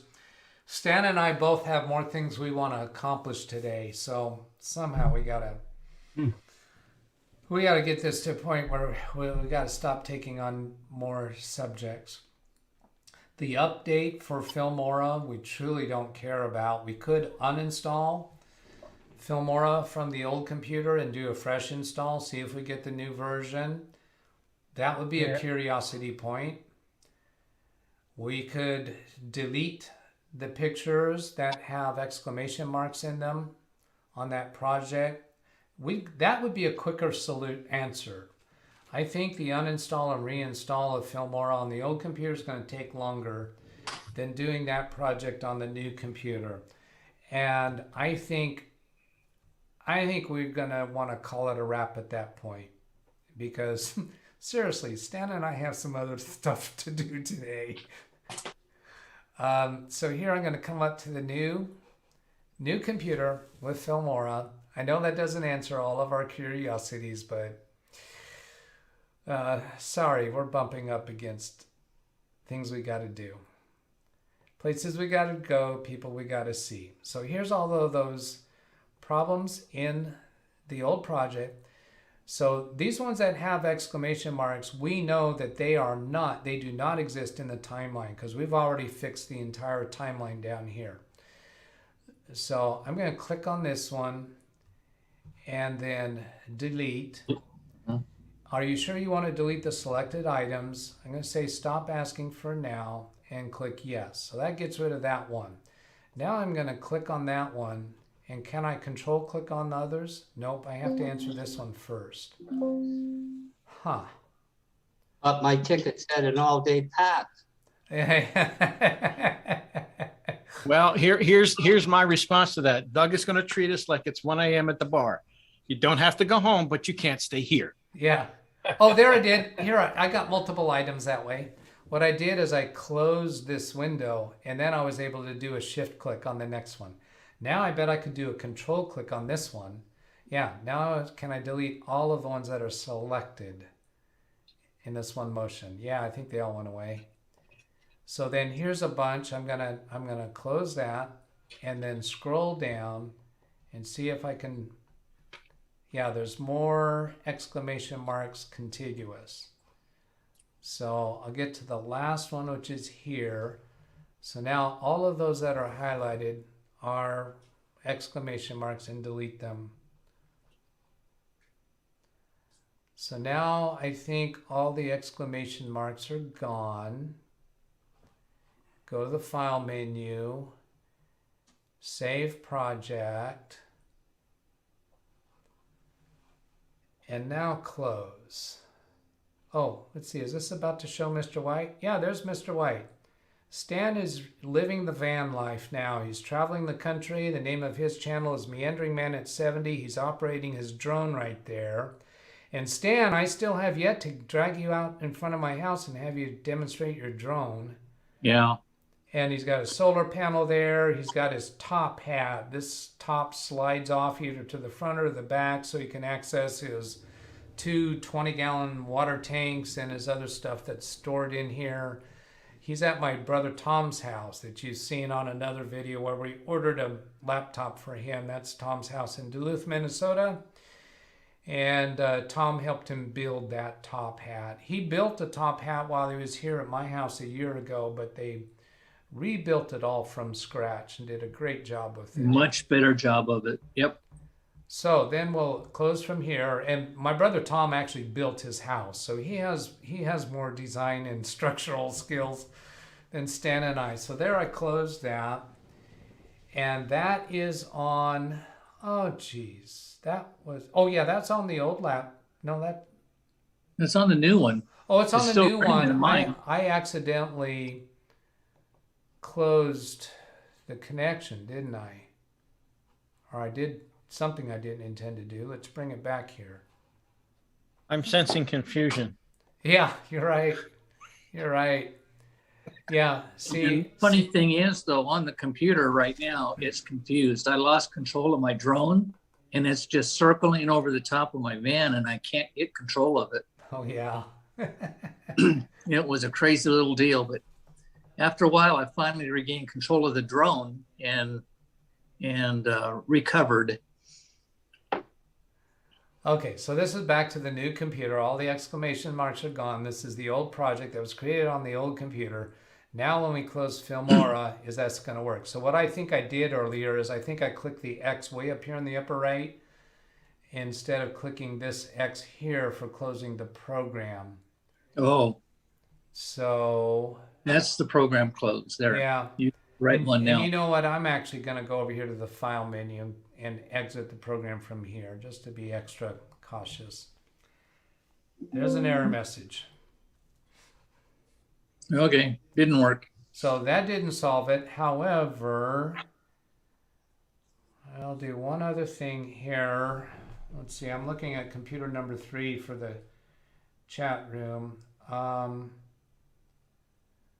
Oh, there's a good question from Ida. So we're going to go back to the chat room here in a moment.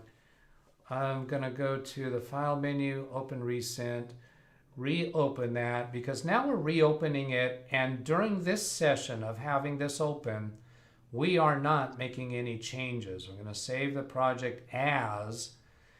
Some programs, when you do a save as, it actually does a little more cleanup. And then close. Here I've got the X in the upper right corner of the program. Oh, that's good. No error message. Right? On the new computer. Yep. No error message.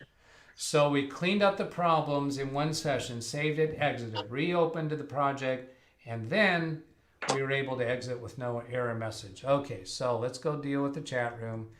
And then I think we're probably going to call it a wrap.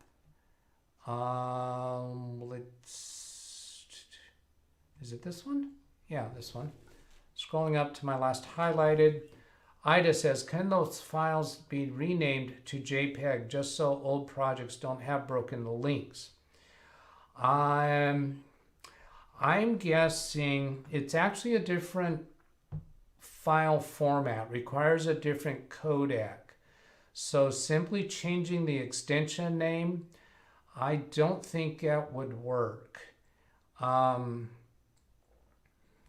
Boy, you know what? It's an interesting question, but it doesn't help Stan, doesn't help us. We don't have any other projects. Fortunately, Stan does one project at a time, so he doesn't need to fix any other old project. His next project will be a new project begun on the new computer. My guess is that can't happen. Now, those files in the cloud, when we log into his iCloud account and look at those files in the cloud, they have JPEG extensions. If we download them manually from the cloud, either individually or as a group of photos, they download as JPEG, even to the Windows 11 computer. It's only the iCloud app that's installed on the Windows 11 computer and shows up in the notification area, bottom right corner of the screen. It's when they get downloaded through that app that they show up as HEIC format. Check folder defaults could be, yeah, so some of these are probably related to things that we've already dealt with. Catherine says the latest I get is 10.7, so maybe there's still another newer version than what we have. Would you like me to take cats? No, take it all day. Log into the Filmora account. We did do that earlier, but I think maybe we can see the version number there. And I'm gonna just I acknowledge that you're probably absolutely correct that there's a newer version, but we gotta end this. We're out of time here. Thank you for that, though, Catherine. Chris, you gotta go see Filmora. Take her out for pizza. Matthew, NVM about earlier. I fixed it again. The one from 06 works. I know it's not the latest one. 12 and it breaks. Says I can't. I'm even having trouble reading now. Matthew, NVM. Never mind. Never mind. Okay, thank you. That's what I was struggling with. I'm not real quick on picking up on those acronyms. Would there be any way of keeping it from installing the latest from 2012 and stick with the 2006 driver? I'm not sure what's going on there. Okay, let's put this to bed. Thank you, everybody, for being with us. Let's see, when I look over here, I see 28 concurrent viewers, 21 likes. Thank you, everybody. Really enjoy these sessions with you. I'm going to here to the Zoom room, so whoever's going to say goodbye, then I'm going to give my standard elevator speech after I end the session. So goodbye, Gary, Blackwatch, Alex, Sam, Jim, Jeff, Stan, Doug. Oh, I know him. I'll switch over to the Zoom meeting. More confusion. Say again? More confusion. Yeah. Goodbye to everybody in chat. Thank you very much for hanging out with us today. Goodbye, Sam. Jim. Okay, thank you. Bye-bye. Bye-bye. Yeah. End meeting for all. 3, 2, 1, go. And then bring up my email address on the screen over here. And there's my email address if you'd like to request a session, particularly that one person, I was going to say gentleman, but actually we don't know if that's male or female, I suppose. Let's see, what was that? Google Eyes. Yeah, absolutely serious, Google Eyes. Send me an email. We'll put it together. Let me put you on screen. Put your face where your mouth is and show us what you got. DougBetts at LiveWindowsTraining.com. If you'd like a support session for anything else, send me an email. Give me a brief idea of what you want help with, and we'll put it together. I hope that was useful to you. Have a great day. Catch you later. Goodbye.